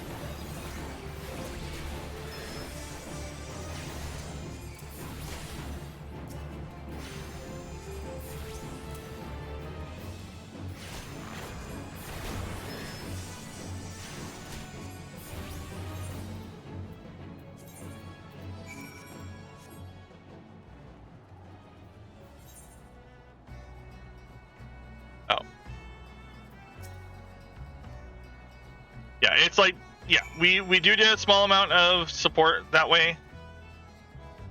But we do not on YouTube. YouTube, I get nothing. YouTube is too difficult to make money from. Like, they ask for like an arm and a leg just to get payments. It's very annoying, and I do not want to go through with it. But that means that ads don't run on the videos that don't get claimed by somebody else, so.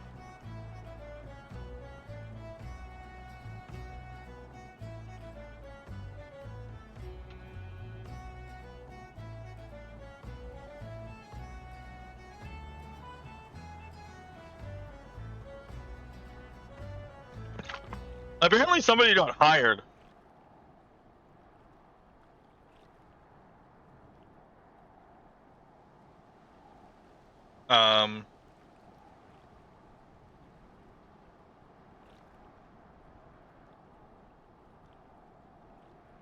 Somebody got like a job, like, I can't remember who it was on our volunteer or staff, but somebody got a job because of Lonathon volunteering, so that's cool.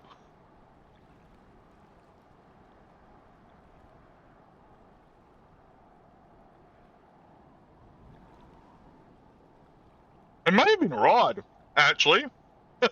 Rod might have put it on his resume, and it might have been like one of the reasons he got hired at a job. I can't remember if that was Rod.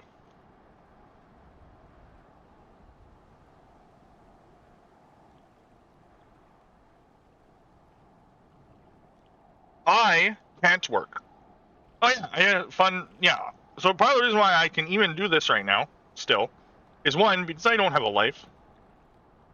Two, I just dedicate what's remaining of my life to this, even when I did work. Three, for people who don't know, in 2022, I almost died. I was in a coma for like 22 days from an infection. I survived that, and then the infection spread to my brain a year later, and I had to have brain surgery. And then I tried to go back to work after I recovered from that, and then I had another issue where I like fell in my like bathroom, and I didn't end up in the hospital for very long from that, but that was like the last straw. My doctors were like, you need to stop working. We're gonna like put in the forms for like you to have medical pension. So I'm retired now at the ripe old age of 34.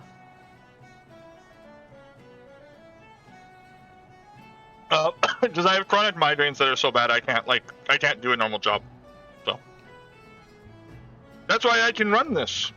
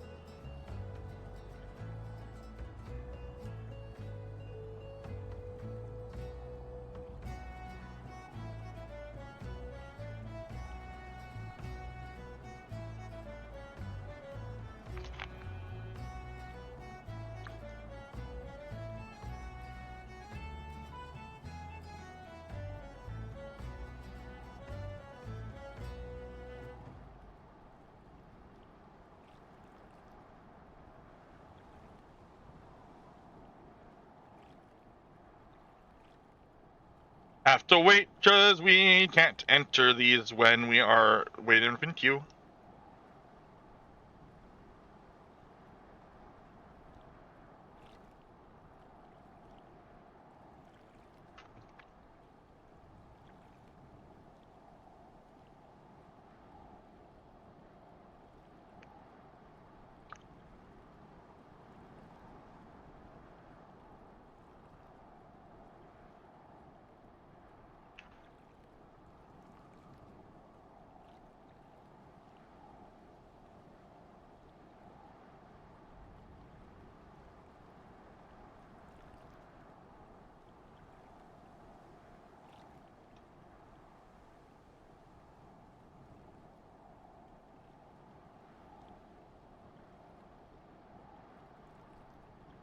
Yeah, we can't enter because you'll see.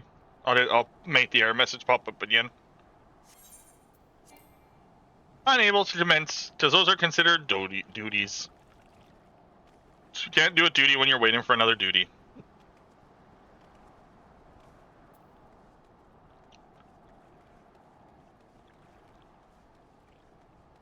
Actually, another reason why I think DPS ends up being slower generally is the DPS have way more class quests with duties in them.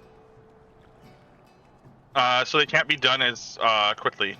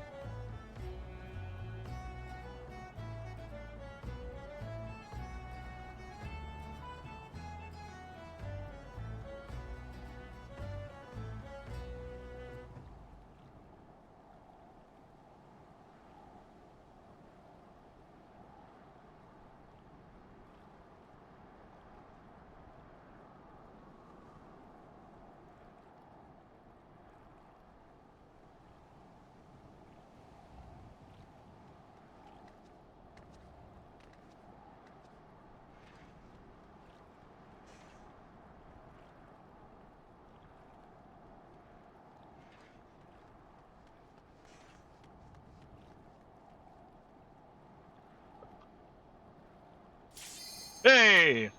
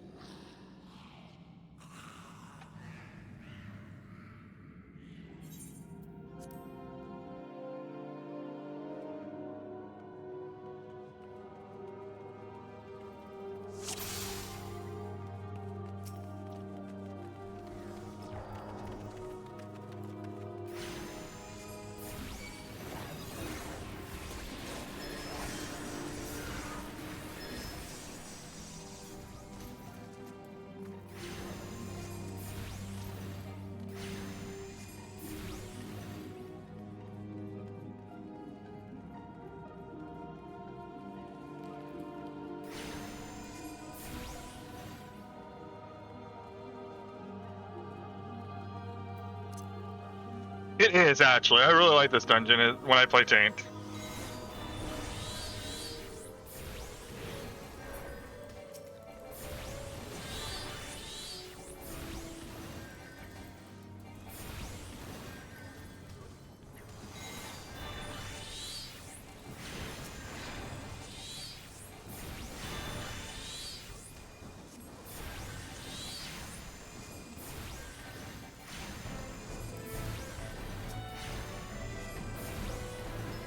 especially if you have potions.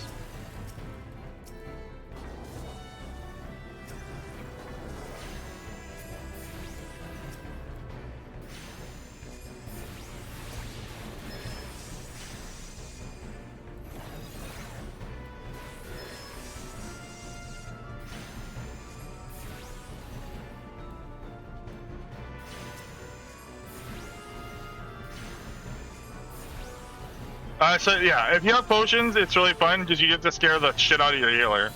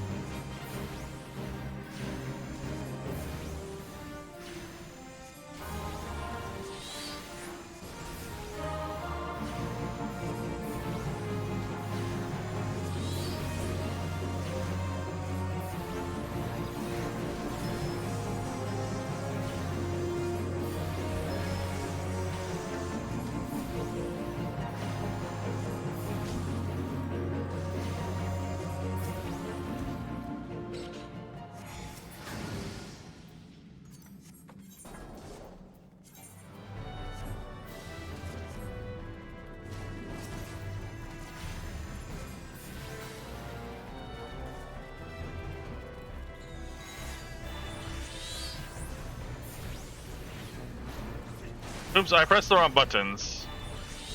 Hey, no, I didn't. Never mind.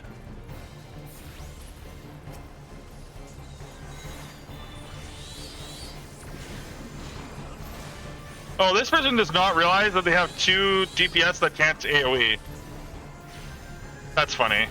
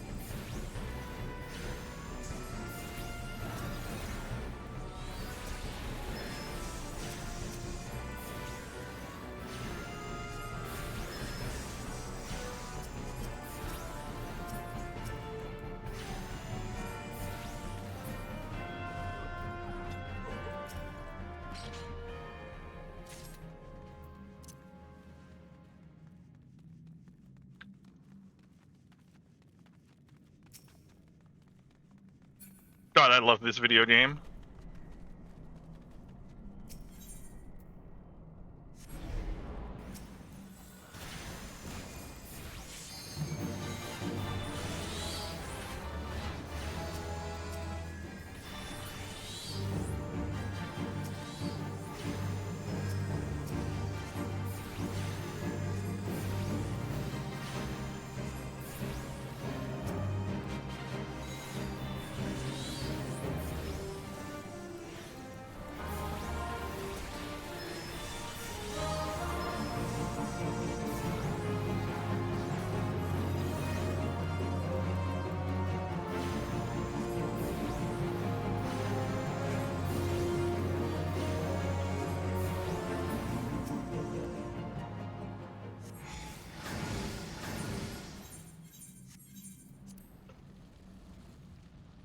Ah.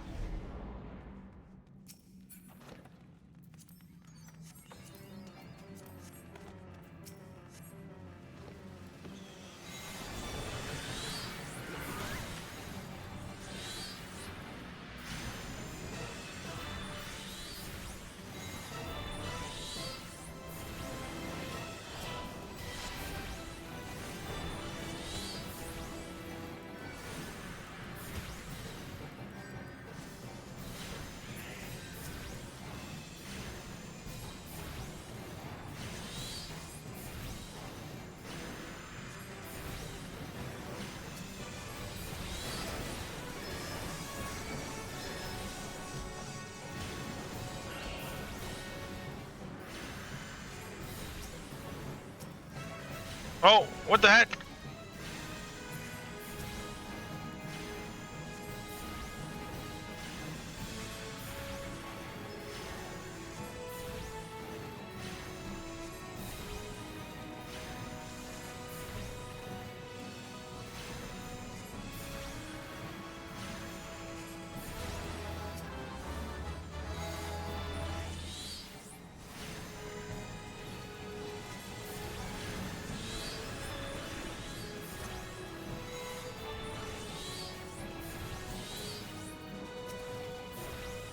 Yeah, I like that the two Conjurer or the two Arcanists actually kind of work together on that one.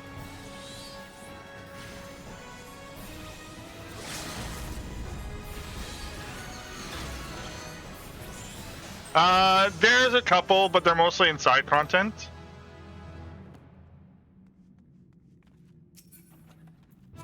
Oh, book! Give me book! Give me book! Don't take my book! You didn't take my book! Oh yeah!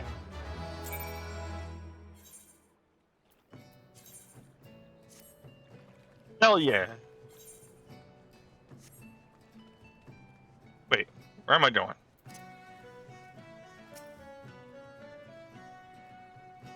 This is actually like perfect RNG so far? Like, I mean, technically perfect RNG would be to get like all the pieces by the 5th chest, but something like this is like totally acceptable. Yeah, that was really cool that we like both targeted like a different boss there. I really like that.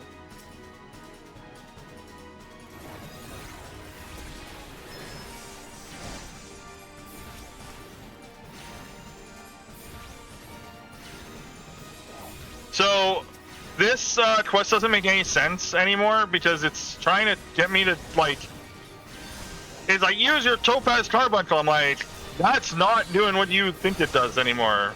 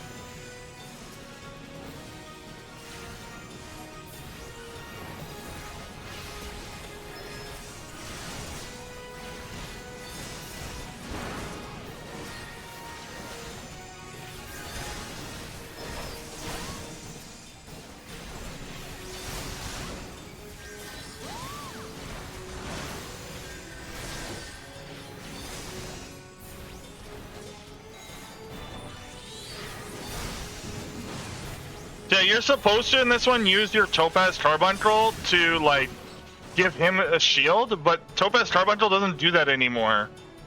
So you actually have to like pay attention to his health and make sure to heal him if it looks like he might die.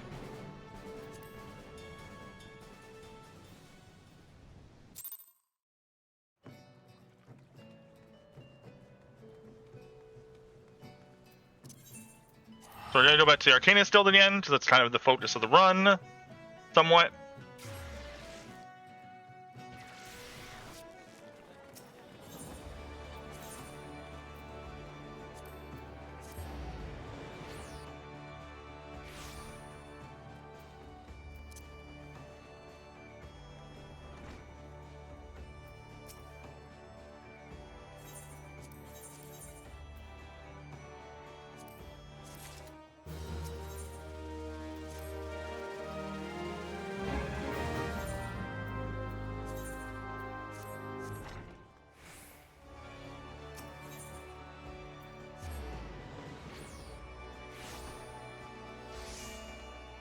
Wait, now I need to, though, go back to Minuet.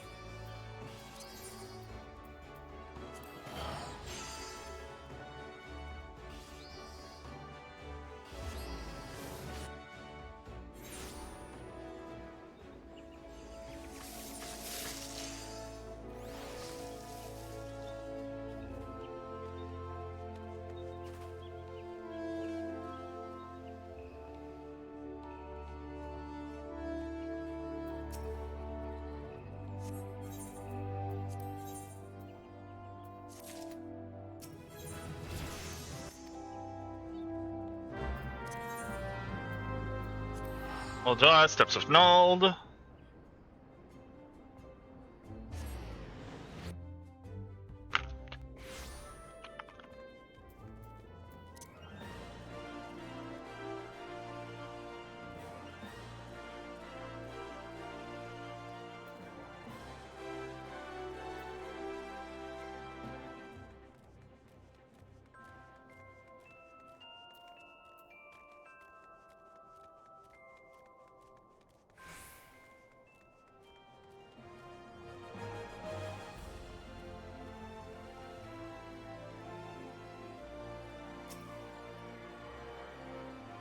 Okay, we're actually gonna, so soon we're gonna get that song that I was talking about. Like once we're done this dungeon that's coming up, we get a solo duty right after, and that one has like one of my favorite songs in 14, honestly.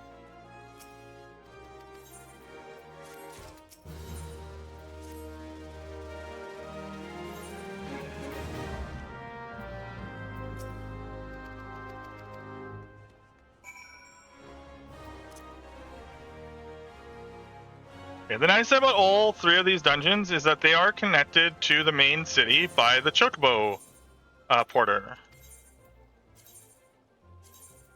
Except for Limsa's, which is connected by boat. Because you can go to Airport by boat.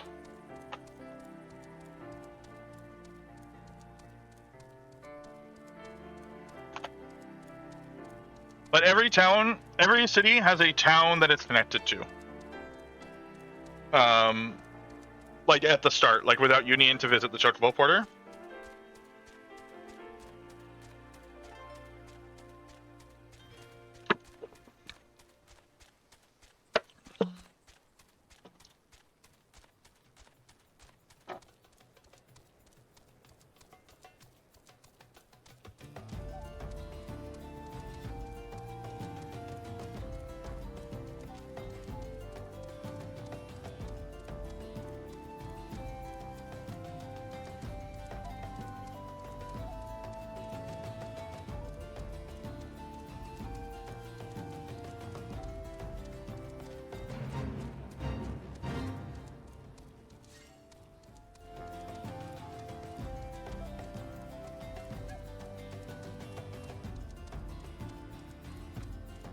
Probably.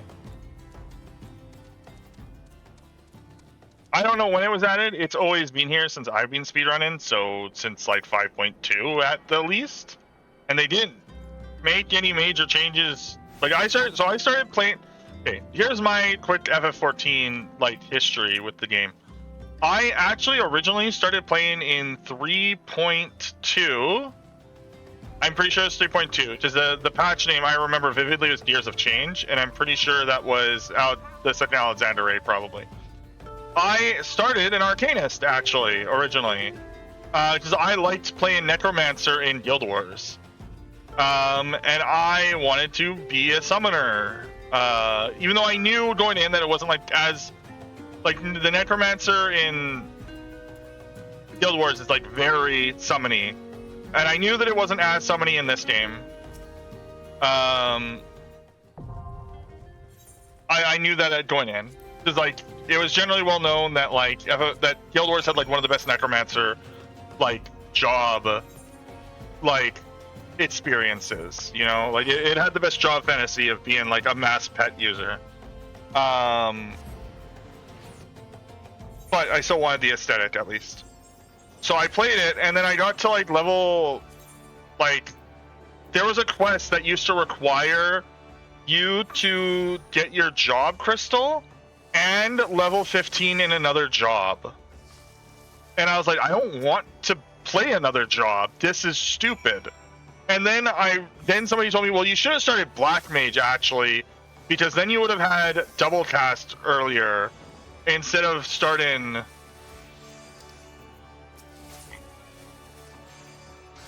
Arcanist. That was a bad choice. I was like, that's really stupid. I'm not going to continue playing this game.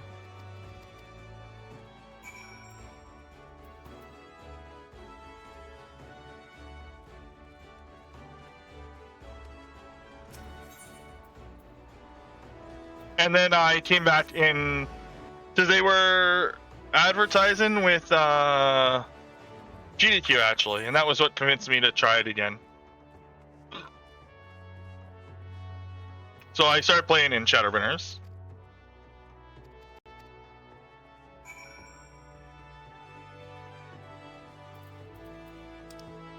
Like, in theory, the cross-class system is cool, but not when it's required to progress the game.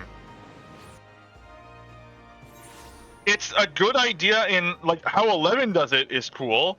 It's very integrated into the progression. You are encouraged to do it, but you are not at any point, like, the game doesn't just stop and tell you, like, literally, like, what, 3 hours into your job, into your, like, questing, you have to, like, go and unlock another job and play that instead.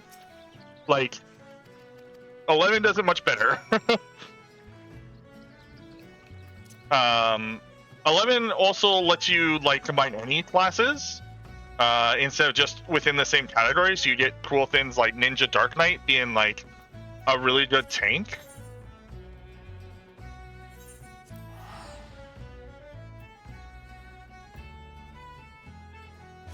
Or, like, you get cool stuff like I think Dark Knight, their Thaumaturge, or Black Mage, is, like, an insane DPS class. Paladin, like, White Mage is, like, one of the best healers in the game. Like, Paladin primary class with White Mage secondary is, like, one of the best healing classes in the game, or something like that. Like, that's cool, because it's, like, it's encouraging you to, like, actually do cool thematic, like, things. Having to cross-class, like, Thaumaturge into Black Mage because Black Mage has a skill that makes the class playable is bad design. That wasn't very good.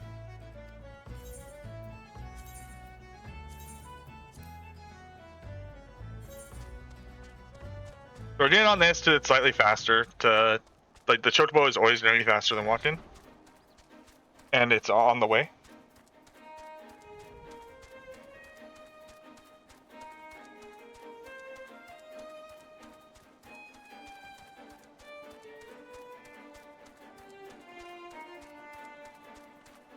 Yeah, Rift had a good Necromancer class too, but, like, Guild Wars 1 Necromancer is, like, really cool.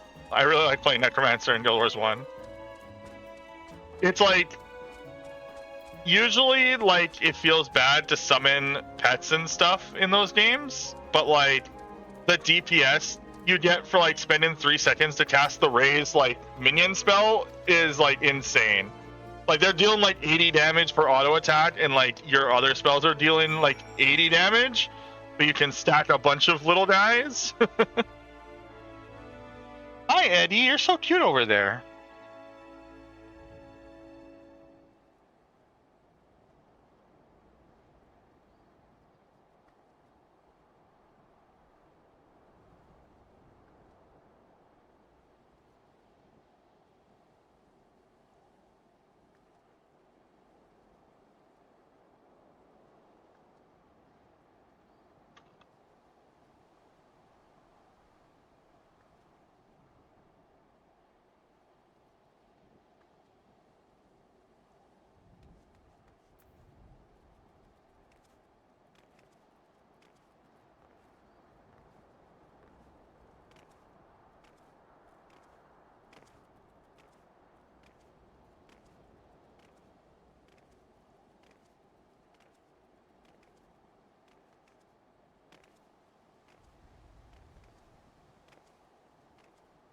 I guess we're definitely gonna be level 30 as soon as we would hit self problems.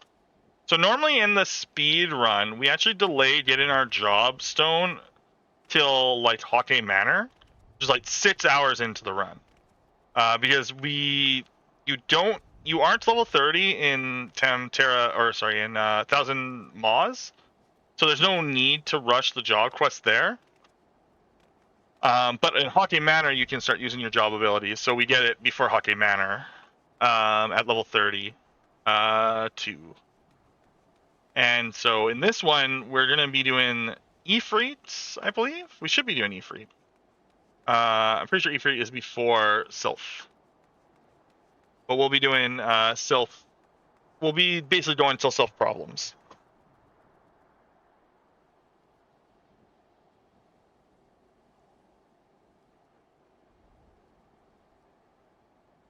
But there will be like no waiting around like this when I do this run starting on the 12th of January.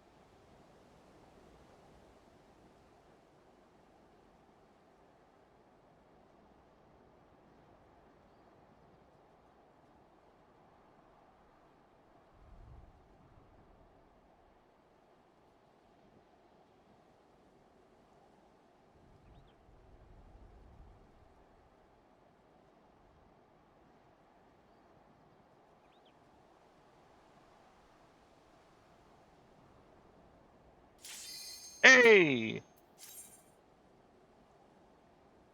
Do do do do do do do do do do.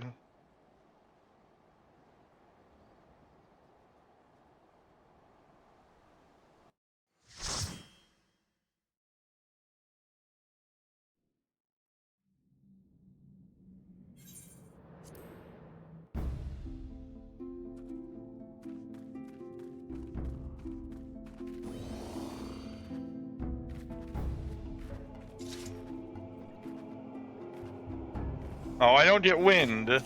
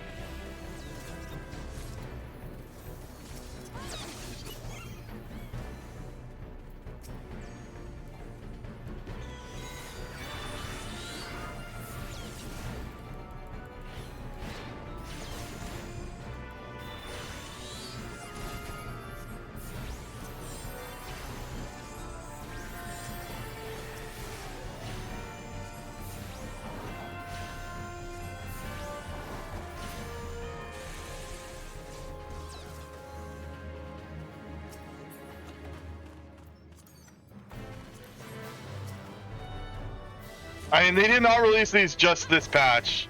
These changed a while ago.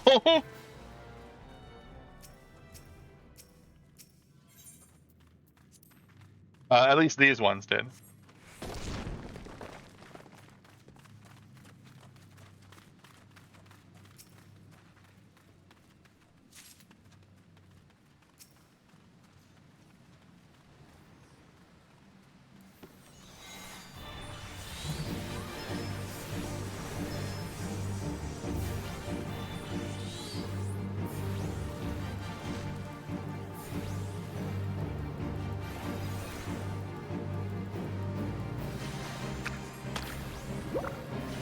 Yeah, I haven't seen those, and I hope I don't see them anytime soon.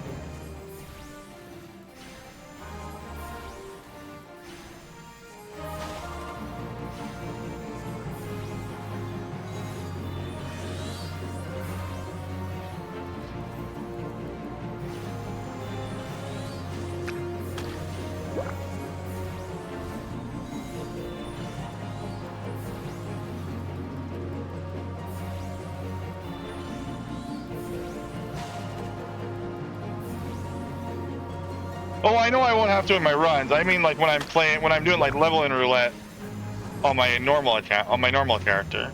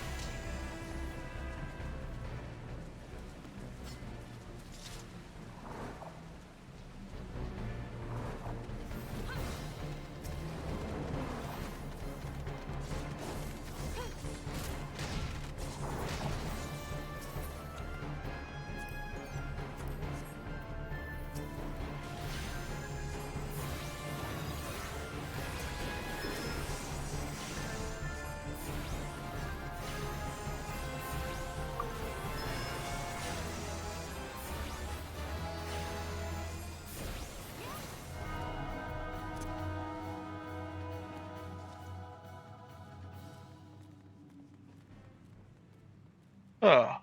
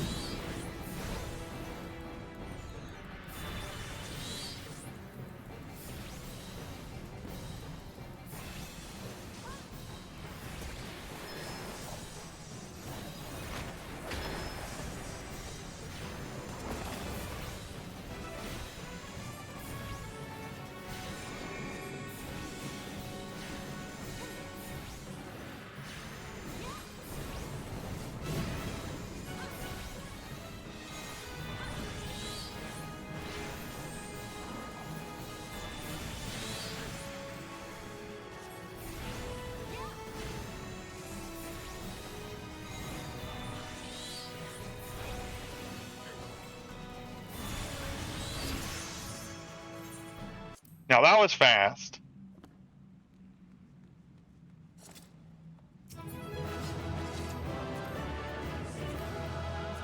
Oh my god, a 94.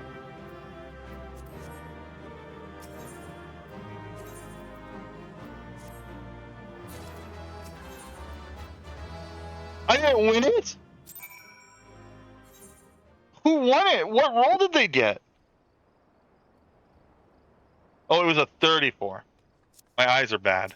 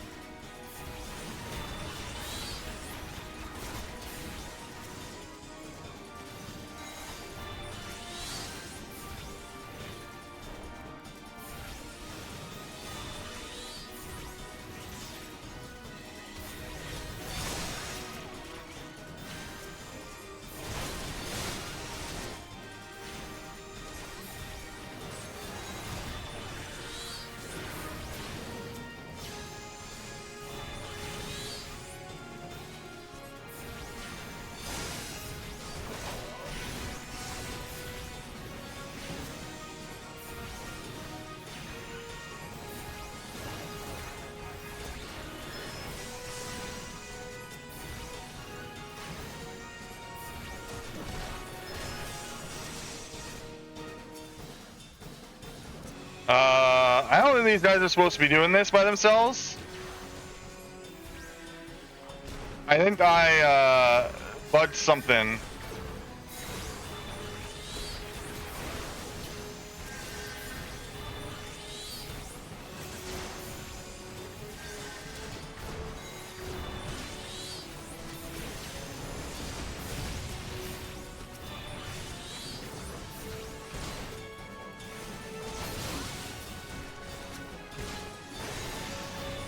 That was very close. I started to get worried because I think these are NPCs that can that are like lose conditions if they die.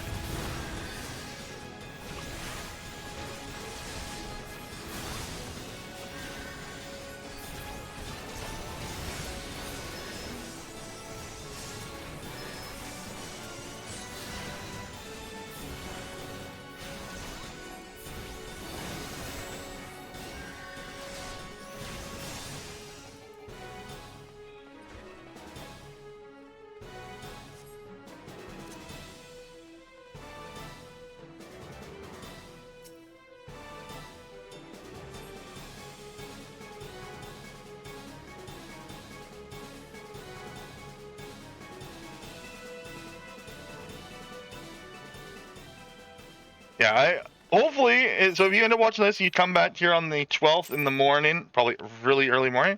You're gonna see how much faster the speedrun is when it's the proper class, and I know the route properly. Because this is not like optimal. Like the doing the job quest like this, where I'm like prioritizing it, is also not optimal. I think it should be optimal in that like I'm gonna hit the job quest as soon as like I have it unlocked, but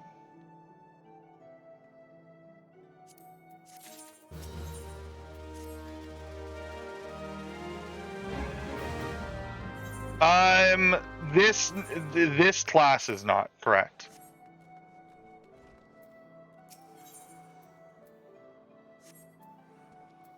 So like this is just one part of a speedrun. Like so getting up to the job crystal is like this is like a partial game category basically that some people have done. Like some people have done races to the job crystal. Because it's like a decent amount of content. It's 3 dungeons, 1 trial, and a bunch of questing and routing. But I've never done Arcanist. Like, I've never done this for the Arcanist.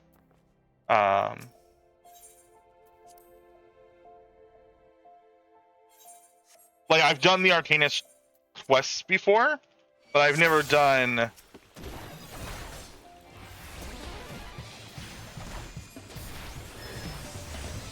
it like this.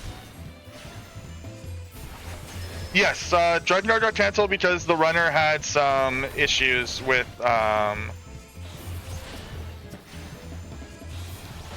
their flight.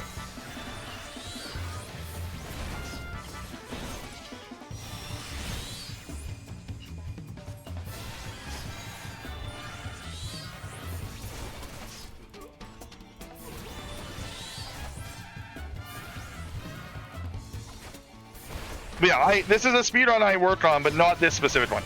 I did this because we're trying to kill time until the next run. Yeah, no, so if this was a scheduled run, I'd be doing it with White Mage. That's all.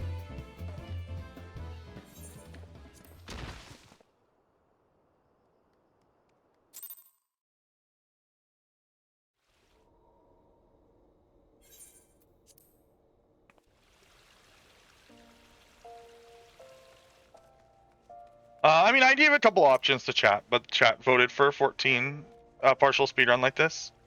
And then I asked like if they wanted me to do DPS, because like this is kind of the only time I could do DPS in a marathon setting. Because I think this would only take me about 3 hours otherwise. That is a funny joke.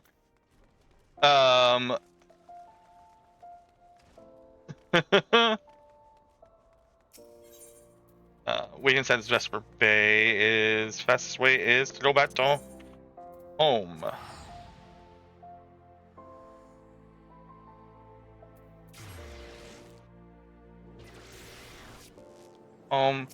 Not. I mean, this is probably much more this is probably better knowledge now than it used to be. But this is the fastest way to get to Vesper Bay.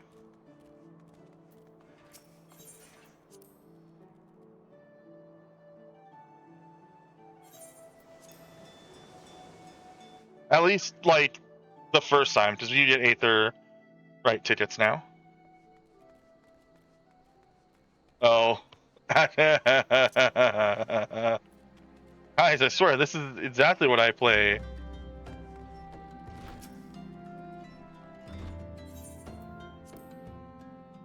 I definitely don't play Gunbreaker and Warrior.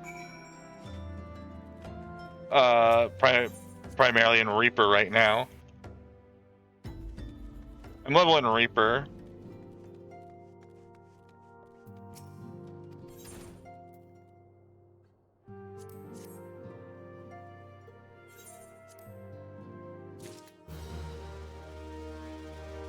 Holy shit, you did 40 of them now?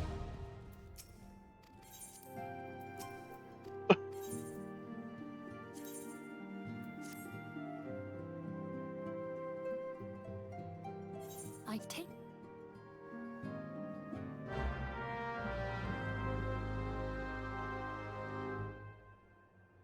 What in the...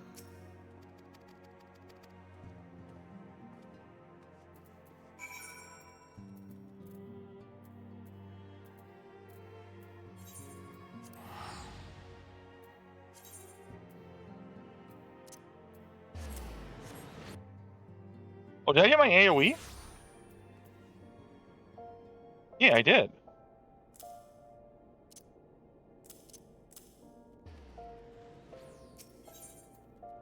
Not that it will matter.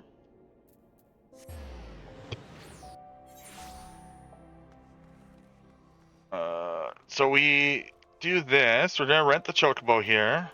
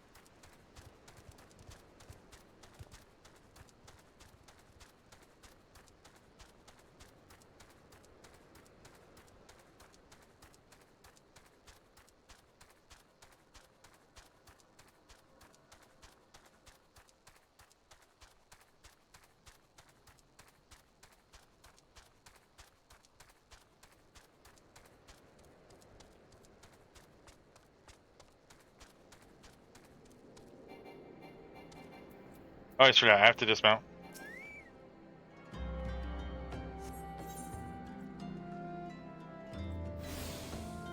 And we have to walk the rest of the way.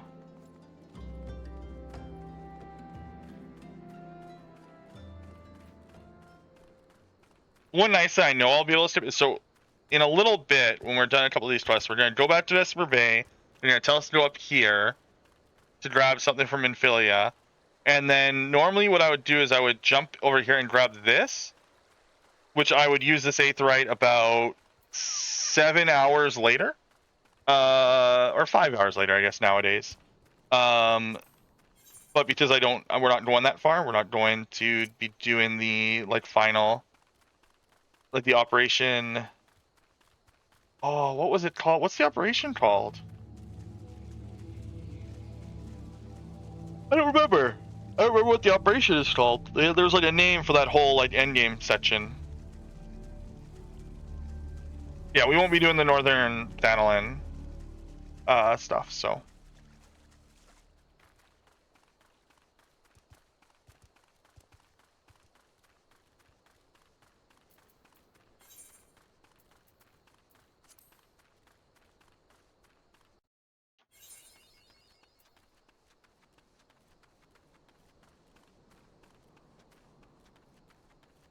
Yeah, like the whole Imperial base stuff. Like yeah, we just won't be going to Camp Blue Fog because we're not doing the final level quests. Yeah, Operation Archon, that's it.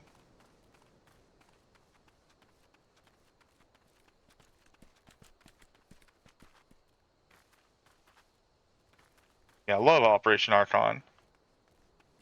Honestly, so like again, so my primary experience with MMOs before, well, okay, I played tons of MMOs. I played RuneScape. I've played Guild Wars, Anarchy Online, World of Warcraft.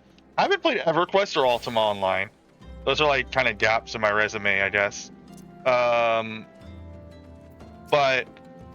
like people like crapped on A Realm Reborn so badly that when I got to A Realm Reborn, I just kind of was like, this game's fine. This story is like really good for an MMO. Like people just kept like crapping on it for like so badly that when I got to it, I was like, what's the problem? This is a significantly better story than like most MMOs.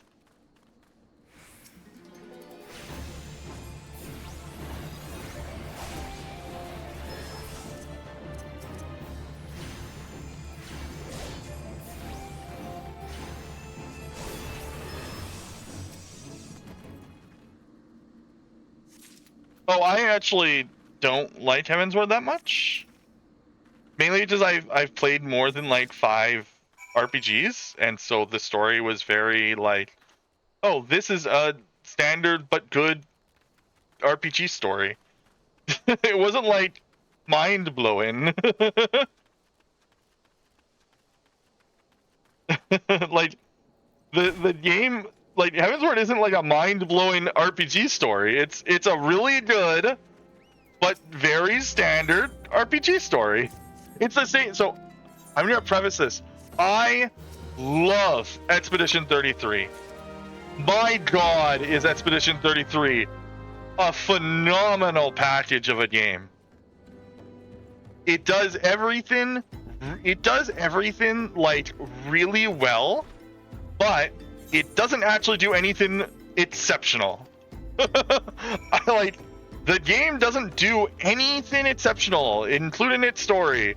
Its story is literally just a watered down version of Metaphor's story from last year. Like I always say, like, if people like Expedition 33, they will probably like Metaphor Refantasio. And then they're like, but it looks like anime. I'm like, I know it does.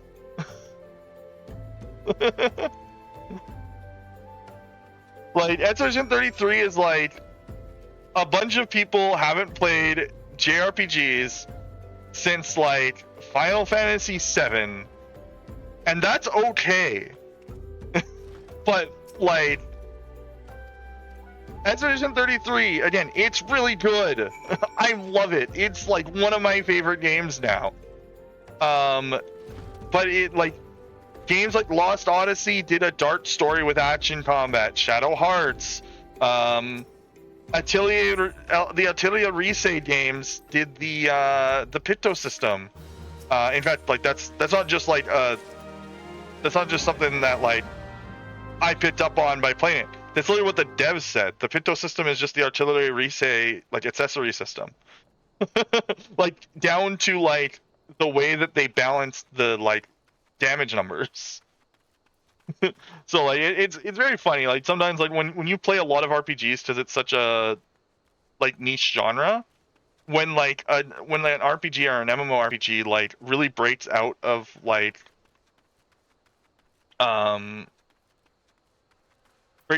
the normal like RPG circles, you get a lot of like where you're like, yeah, no, this game is really good, but like also there's other games that are just as good.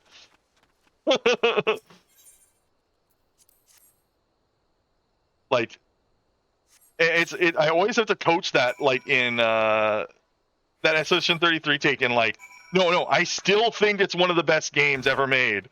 There's just other games that are really close to it too. Like it's not the first game. It's not the first RPG to have a dark story, or the first RPG to have like action combat. It's just like the first one to like do all of these things like at such a high quality.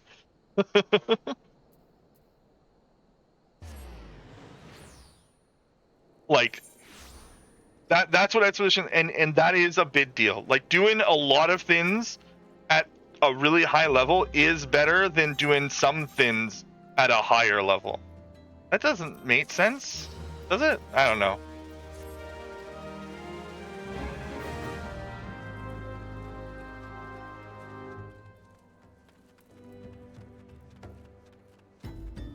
Yes, the music is insane.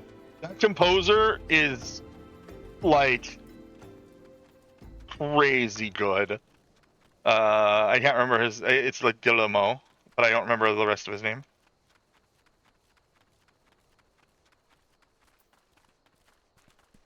We are not doing good on time. That's okay.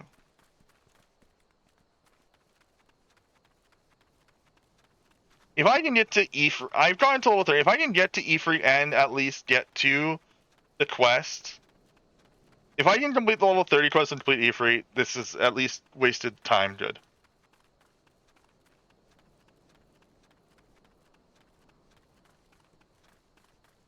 Yeah, we're gonna run into it. And I don't want to delay the actual scheduled run.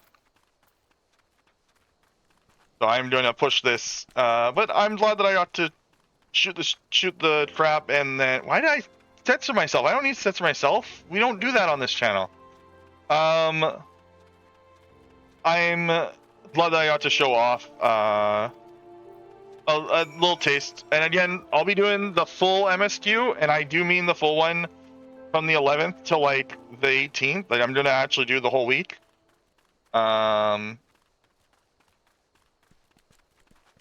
So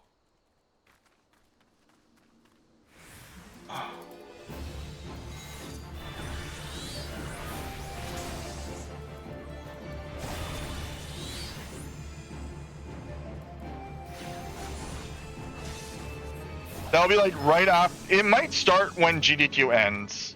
Like it might be like 3 a.m. on the 12th.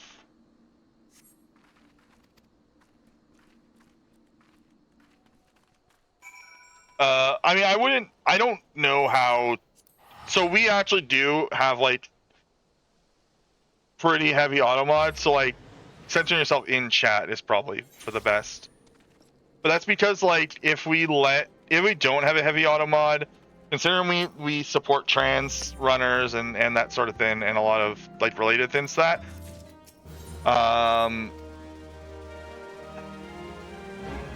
we do try to keep a tough auto mod, because like I don't really want. Somebody snuck in during the Ghost of Yotai run. They got through.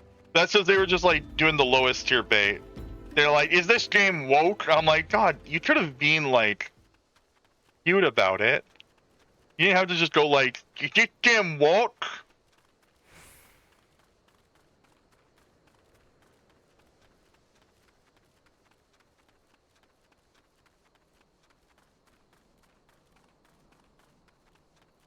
I mean, you can say what the fuck on like GDQ even. GDQ is not as censored as people think. It just gets blown out of proportion. Also, to some runners do feel like they have to censor, but they really don't. Like if you watch the runs, also GDQ watches your content before they accept you. Like if they accept you, they'll like slot you into a time slot where like if you like throw off the occasional swear pretty commonly, like they just won't put you at like 6 p.m. They'll put you at like 1 a.m. and that's fine.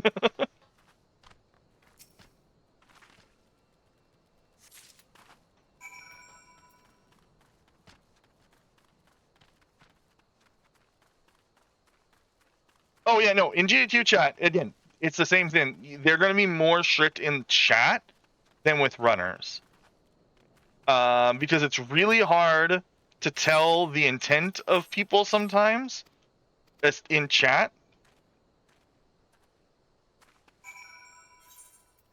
So yeah, we don't care here because as I said before, we don't actually work directly with the charities. Like, I have no communication with anyone at Open Medicine Foundation. Never have, probably never will.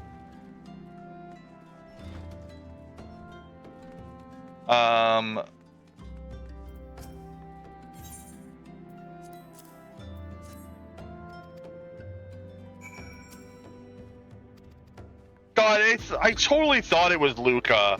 I also was like, is that Luca? Like with one of the shots in Dawn Trail, I was like, or yeah, in Dawn Trail, I was like, that's Luca, isn't it? And then it wasn't Luca, and I was like, okay, that's fine, I guess.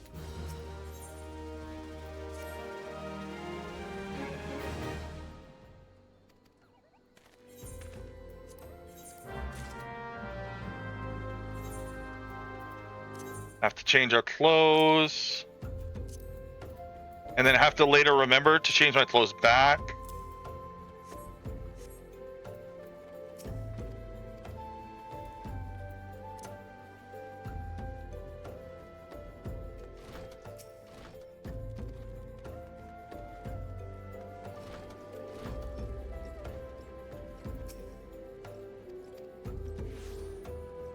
Yeah, no, yeah, we because we don't have sponsors or work with the charity, we can be a lot more like lax, and I liked it that way, personally. I actually really like the move. I wish I did that better. I really like the movement in this section. I like the movement sometimes that like I've nailed down in some parts of the run.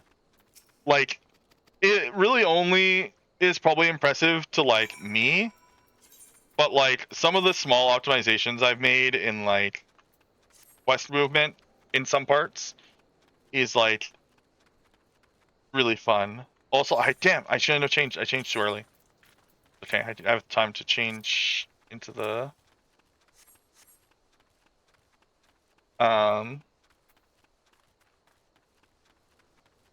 I mean, that's fair. Like, this game isn't for everyone. It's just like my favorite game. Or one of them. Like, my favorite game kind of bounces between like Path of Exile, Bind and Isaac, Old School RuneScape, and 14. Right now, it would probably be Old School RuneScape because I've been playing that just so much lately. But like, that could change on a dime. That's right. Okay, this is a fun.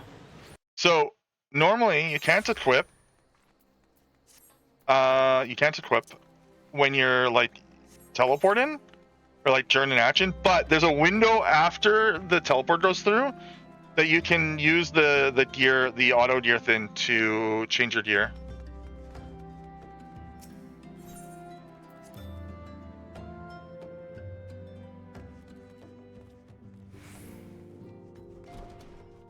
Yeah, I mean, like, the thing is that the majority of the game, unless you really get into the end game, is going to end up being that journey. Like, I don't do high level content really.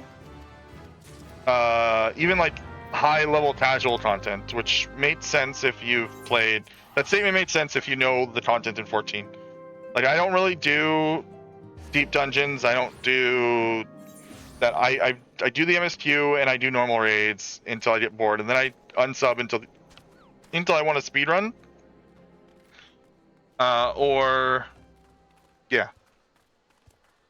Speaking of, I need to make sure that my sub is still active for that speedrun. I just realized I might not, my sub might be up by then. I don't know. I'll have to resub. I have like a weird. I have like a weird anxiety about high level group content. Like, it's a completely irrational anxiety too. So like, it's nothing to do with like the game itself. It's me. But I do have like a semi-irrational like anxiety surrounding it.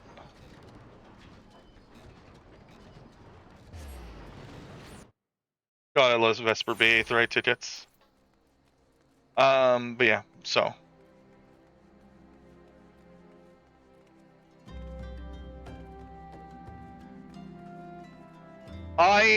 what I've been slowly working towards is making sure that I have all.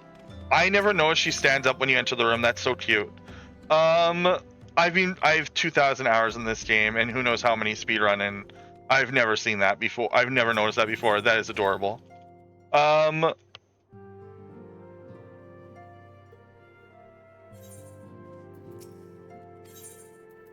So like, I am trying to level up.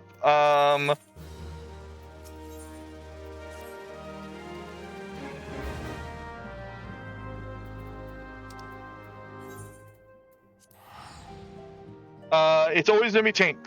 Tank is always gonna be the fastest, because you can pull multiple packs, and the tank won't die, and the healer won't be able to, or heal. You can, if you're comfortable with your healing, you can do it with healing. You as a healer, you could pull extra packs and keep your tank alive, if you feel like you can DPS enough, to make it matter. But yeah, so yeah, when it comes to, I'm trying to level up all my. Before I got interrupted by noticing the adorable thing that Tataru does. It's definitely Gunbreaker.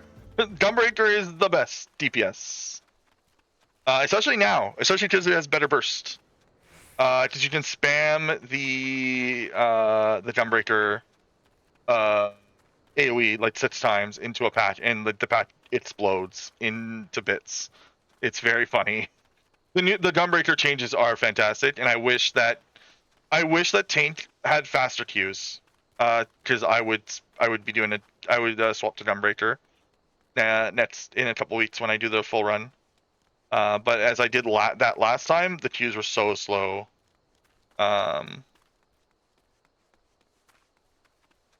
If they introduce a new healer for 8.0, I'll do a tank run for sure.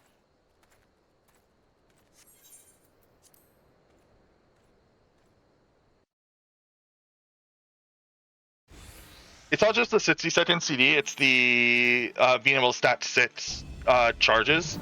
It's very funny.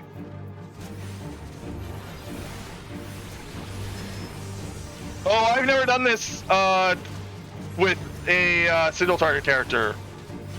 Good luck to me.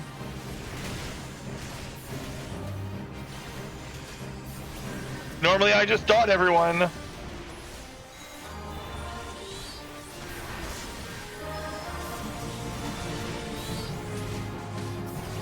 Normally I dot everyone and they all die.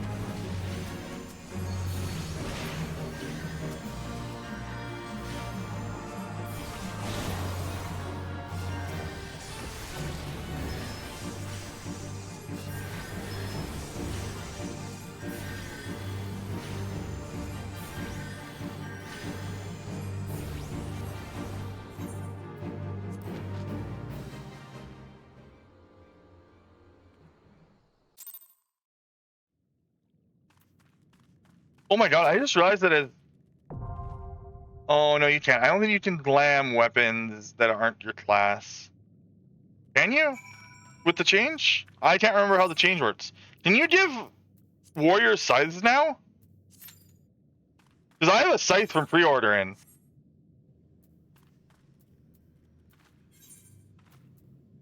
I'm pretty sure. I'm pretty sure I have a scythe from a pre-order bonus.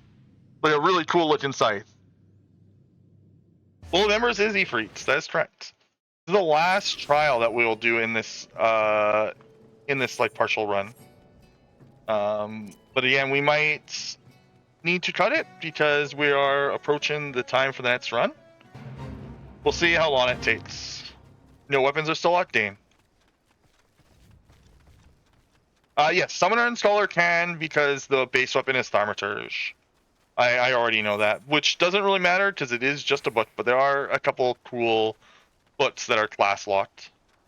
But yes, because they all share the same base class.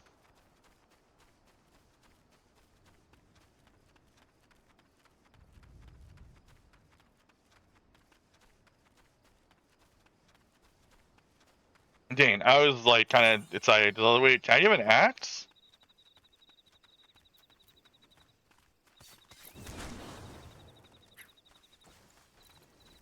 Yeah, we are level 30. So technically, like if there wasn't the quest requirement for beating for like there's a couple more quests from here. Not many, mind you. I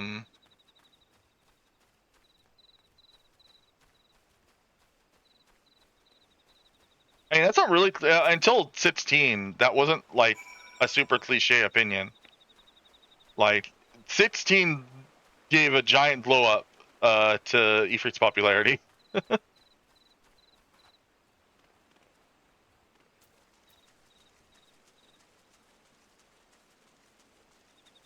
I'm not even sure if Ifrit made it into like every game like Shiva did.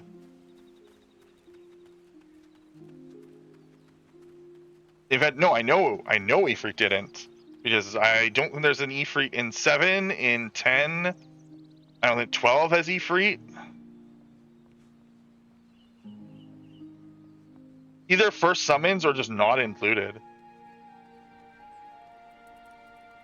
Oh, I think I know this. I think I remember this part. Yeah, this is like it's actually down here.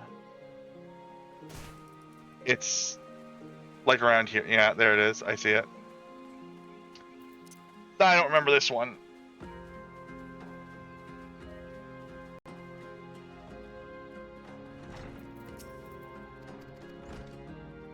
Oh, and I don't remember if there's an Ifrit in 9 either. There might be.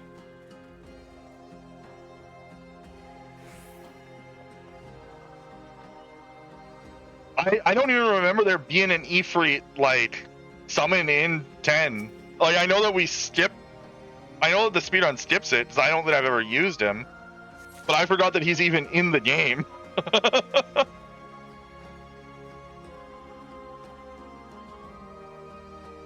I wouldn't be able to tell you which temple he's in.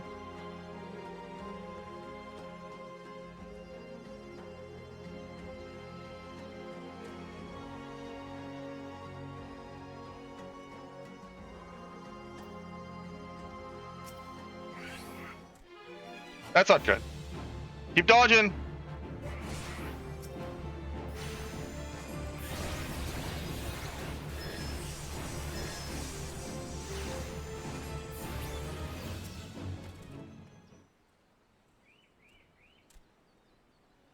Yeah, I don't think he's in 13 either. He got a cool card in the Final Fantasy. Like GF Ifrit is like a really good card.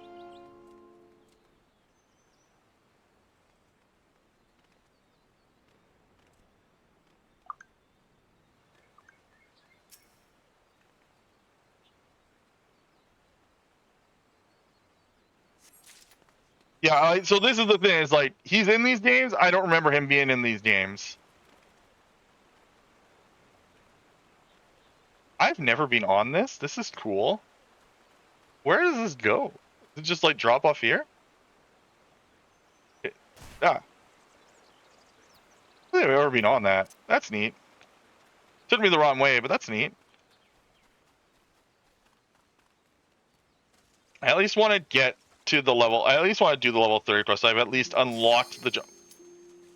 Oh, this is gonna teleport me. I'm gonna push this timer. It's gonna teleport me. This quest does teleport me when I'm done the dungeon.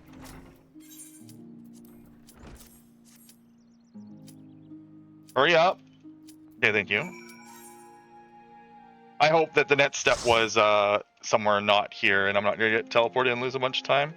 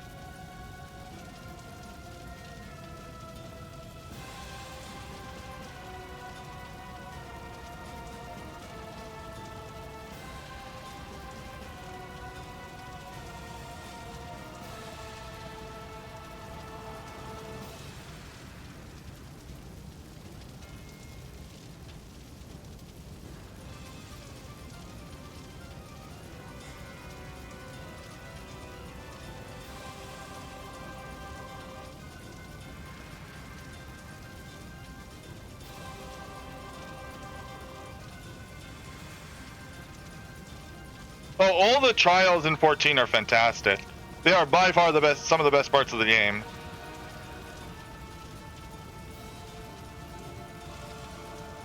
And the raids, like Alexander's okay, but the raids start picking up in Stormblood.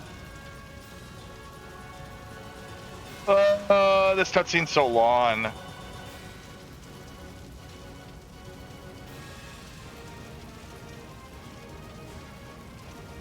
God, I can't wait to do this so fast in a bit weeks.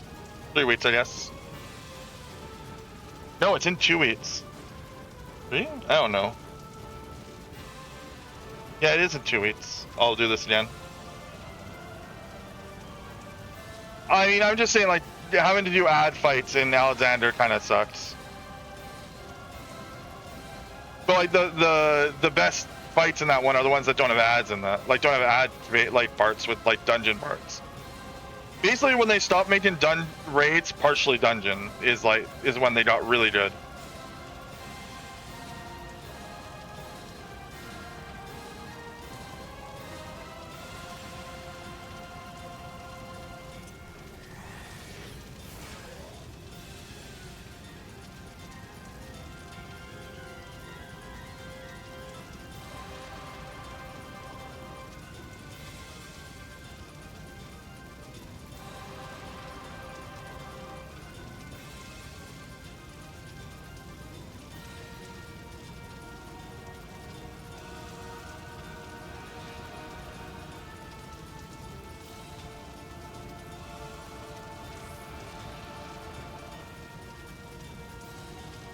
Yeah, the Nier Automata raid is, they don't remove collaboration like content in 14. Quests and like fates, yes, but not stuff like raids. So Nier and Monster Hunter are still in, and they'll always be in.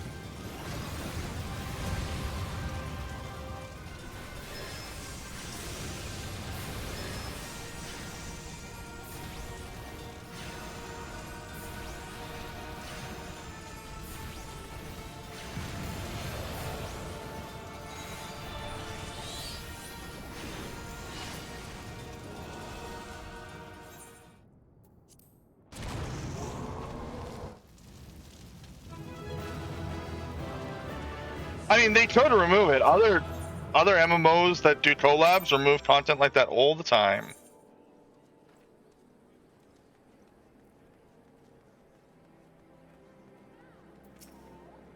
Yeah, I'm gonna okay, there. That's what we want. So we're gonna go back.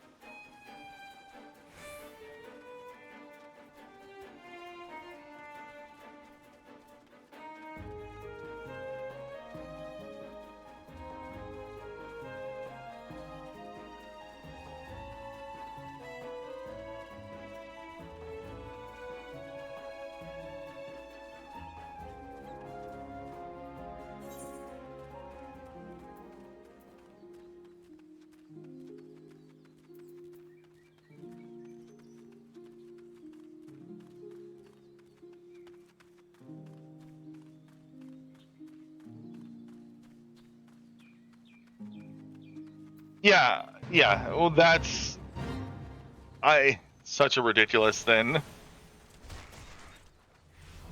The Destiny 2 thing is so silly.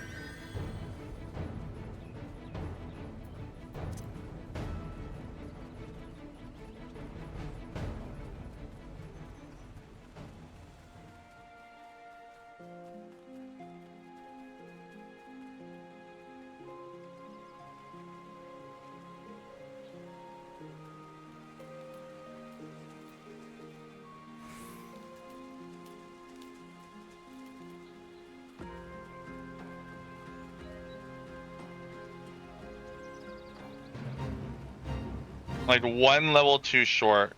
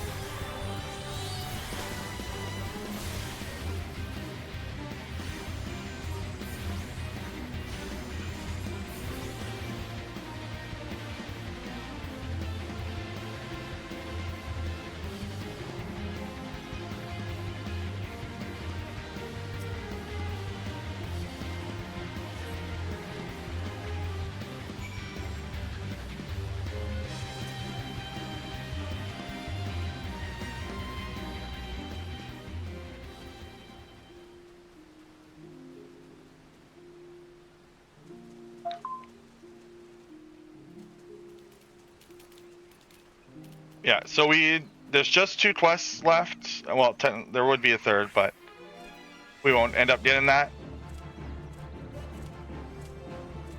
Dude, I thought for sure, I didn't for sure if I was a white mage, if I done if I done healer or tank, so white mage, warrior, or paladin, I could have easily done this. But I'm glad I got to play some DPS on really Lonathon. It's not something I get to do. Although I'm considering trying to do that briefly for one quest in for to do the I might do the alliance raids as DPS. The queue might be faster than healer. And unlocking a DPS doesn't take very long. Yeah. Yeah, it's especially because I actually haven't done. So when I have done Arcanist before for trust percent.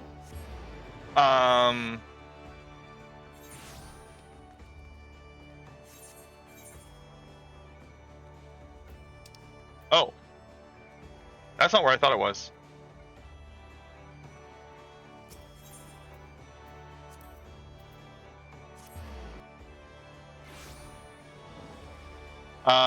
I have done Arcanist before, but not like when we do trust runs, we don't do the job and class quests.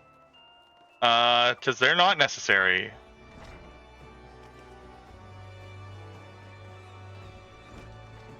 That is, in fact, the idea. Is actually Red Mage, unlocking Red Mage and doing Red Mage.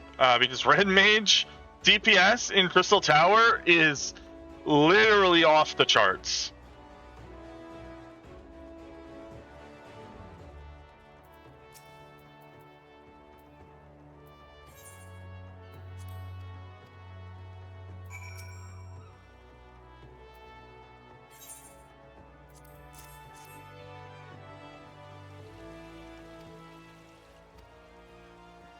Yeah, like I said, so even like the one stat difference, if I picked a class with 33, or sorry, with 23 int instead of 22, like that's enough DPS for it to matter.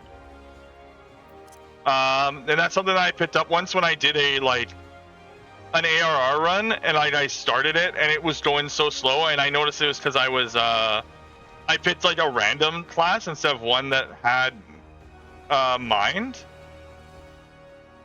The mind stat like higher at max.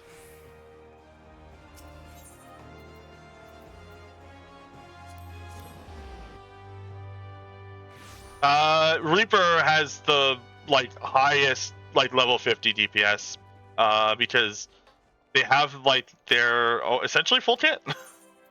Oh no, that's their single target, because they don't get their AoE until a slightly higher level. Okay, so this is gonna be the last twist that I'm gonna do for this little silly filler thing. Again, you could probably tell how much faster this would be.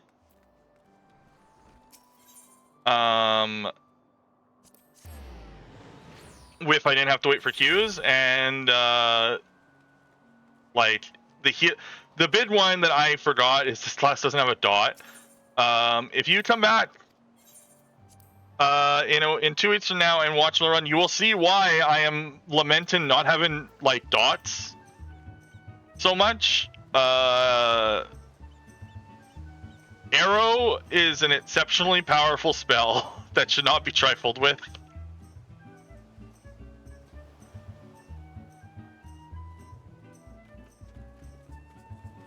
Why? Well, because I might need this.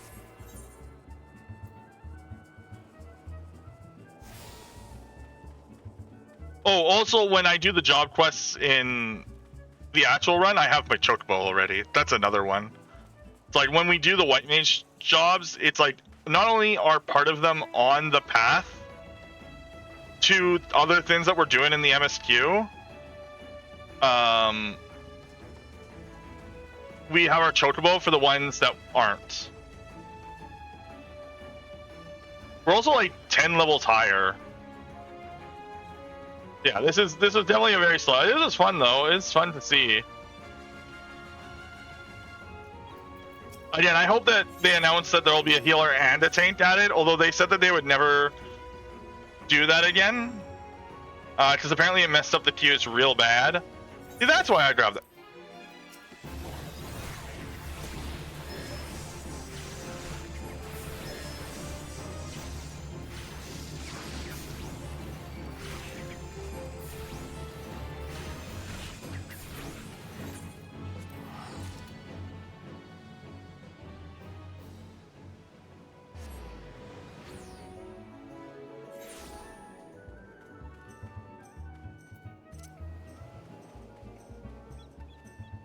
Yeah, unfortunately, yeah, so they one time said, the biggest mistake that they made was releasing a tank and a healer as the only new jobs. Oh no, they actually no. They said that only releasing DPS was a mistake when they did it in Stormblood, and then they did it again in Dawntrail. Wait a second, that's why Dawntrail's not as popular. They released 2 DPS again. It's not it. It says it says Endwalker was so exceptional that like literally they could have done it. Like there's literally no following up. Like they had no chance. Like anything that came after Dawntrail, or anything that came after Endwalker was just not going to be popular or as popular. Oh, you're not down here.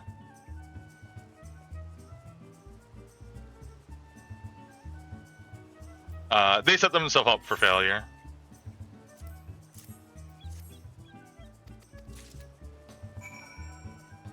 Yeah, I really like Dawntrail, except for 7.1. That patch is awful. Like, my god, what a... Like, that's filler. Somebody was on it earlier, but, like, you wish you could skip, like, the in-between patches, like, when you were returning. It's like, that's a patch that deserves to be skipped. Nothing happens in it.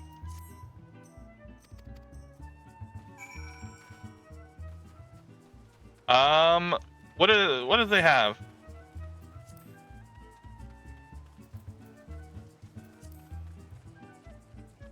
Oh, well, physical range is probably next. And they've got 2-2 and 2-2. Like, they could just end up only adding physical ranged. Although Viper, I think, uses aiming gear.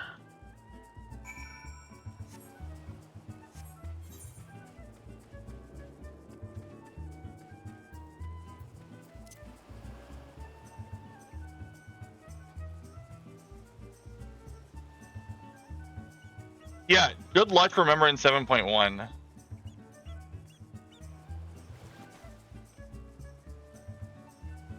What's over there?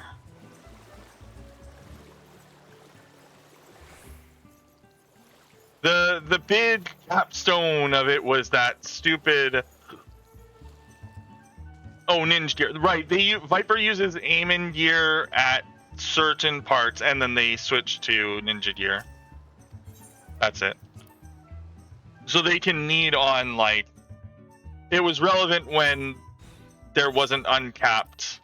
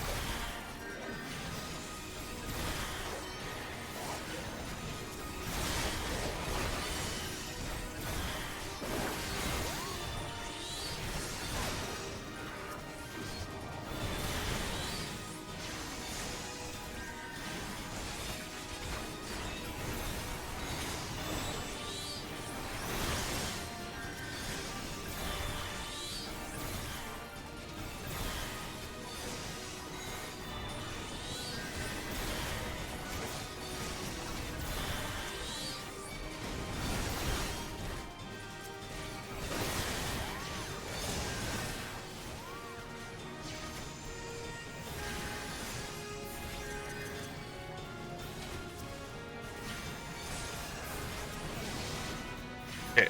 Can this guy die?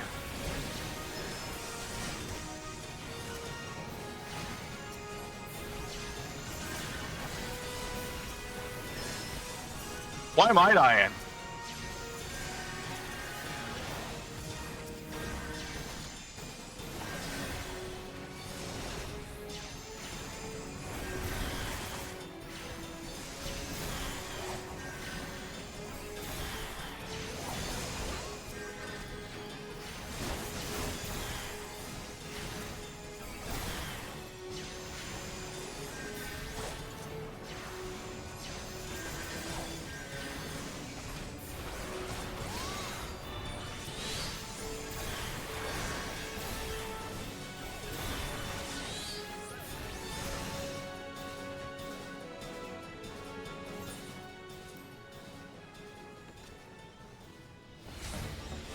Yeah, but it gave us bad Kiwanis screen time.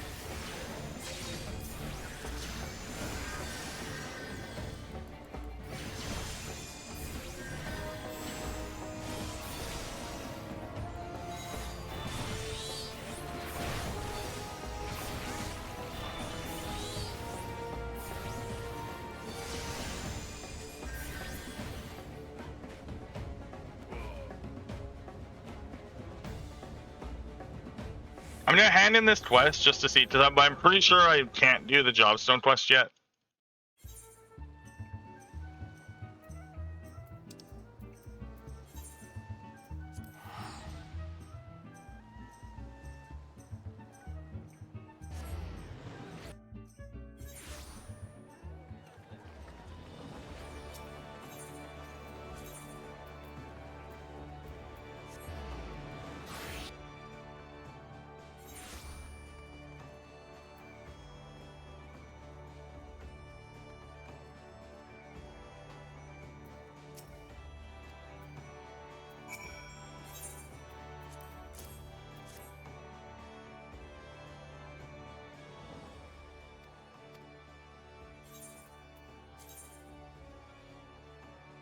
Yeah, I was the same way. I had to like gear up to be able to even do the content, which was a little annoying, but that's my fault. Yeah, so I don't have the quest tier. It would give me a quest tier to do it. But yeah, I got this one time at level 30, which means I'm eligible to get a Jobstone. But because of time, we're just going to end it here. It would have just been like one more solo duty and like 3 or 4 more quests. So you aren't missing much, but if you come back on the 12th, or like at like probably like as early as 6 a.m. maybe even earlier, I will be doing this again for the whole week. Thank you very much for watching my marathon that I put on every year. It means a lot.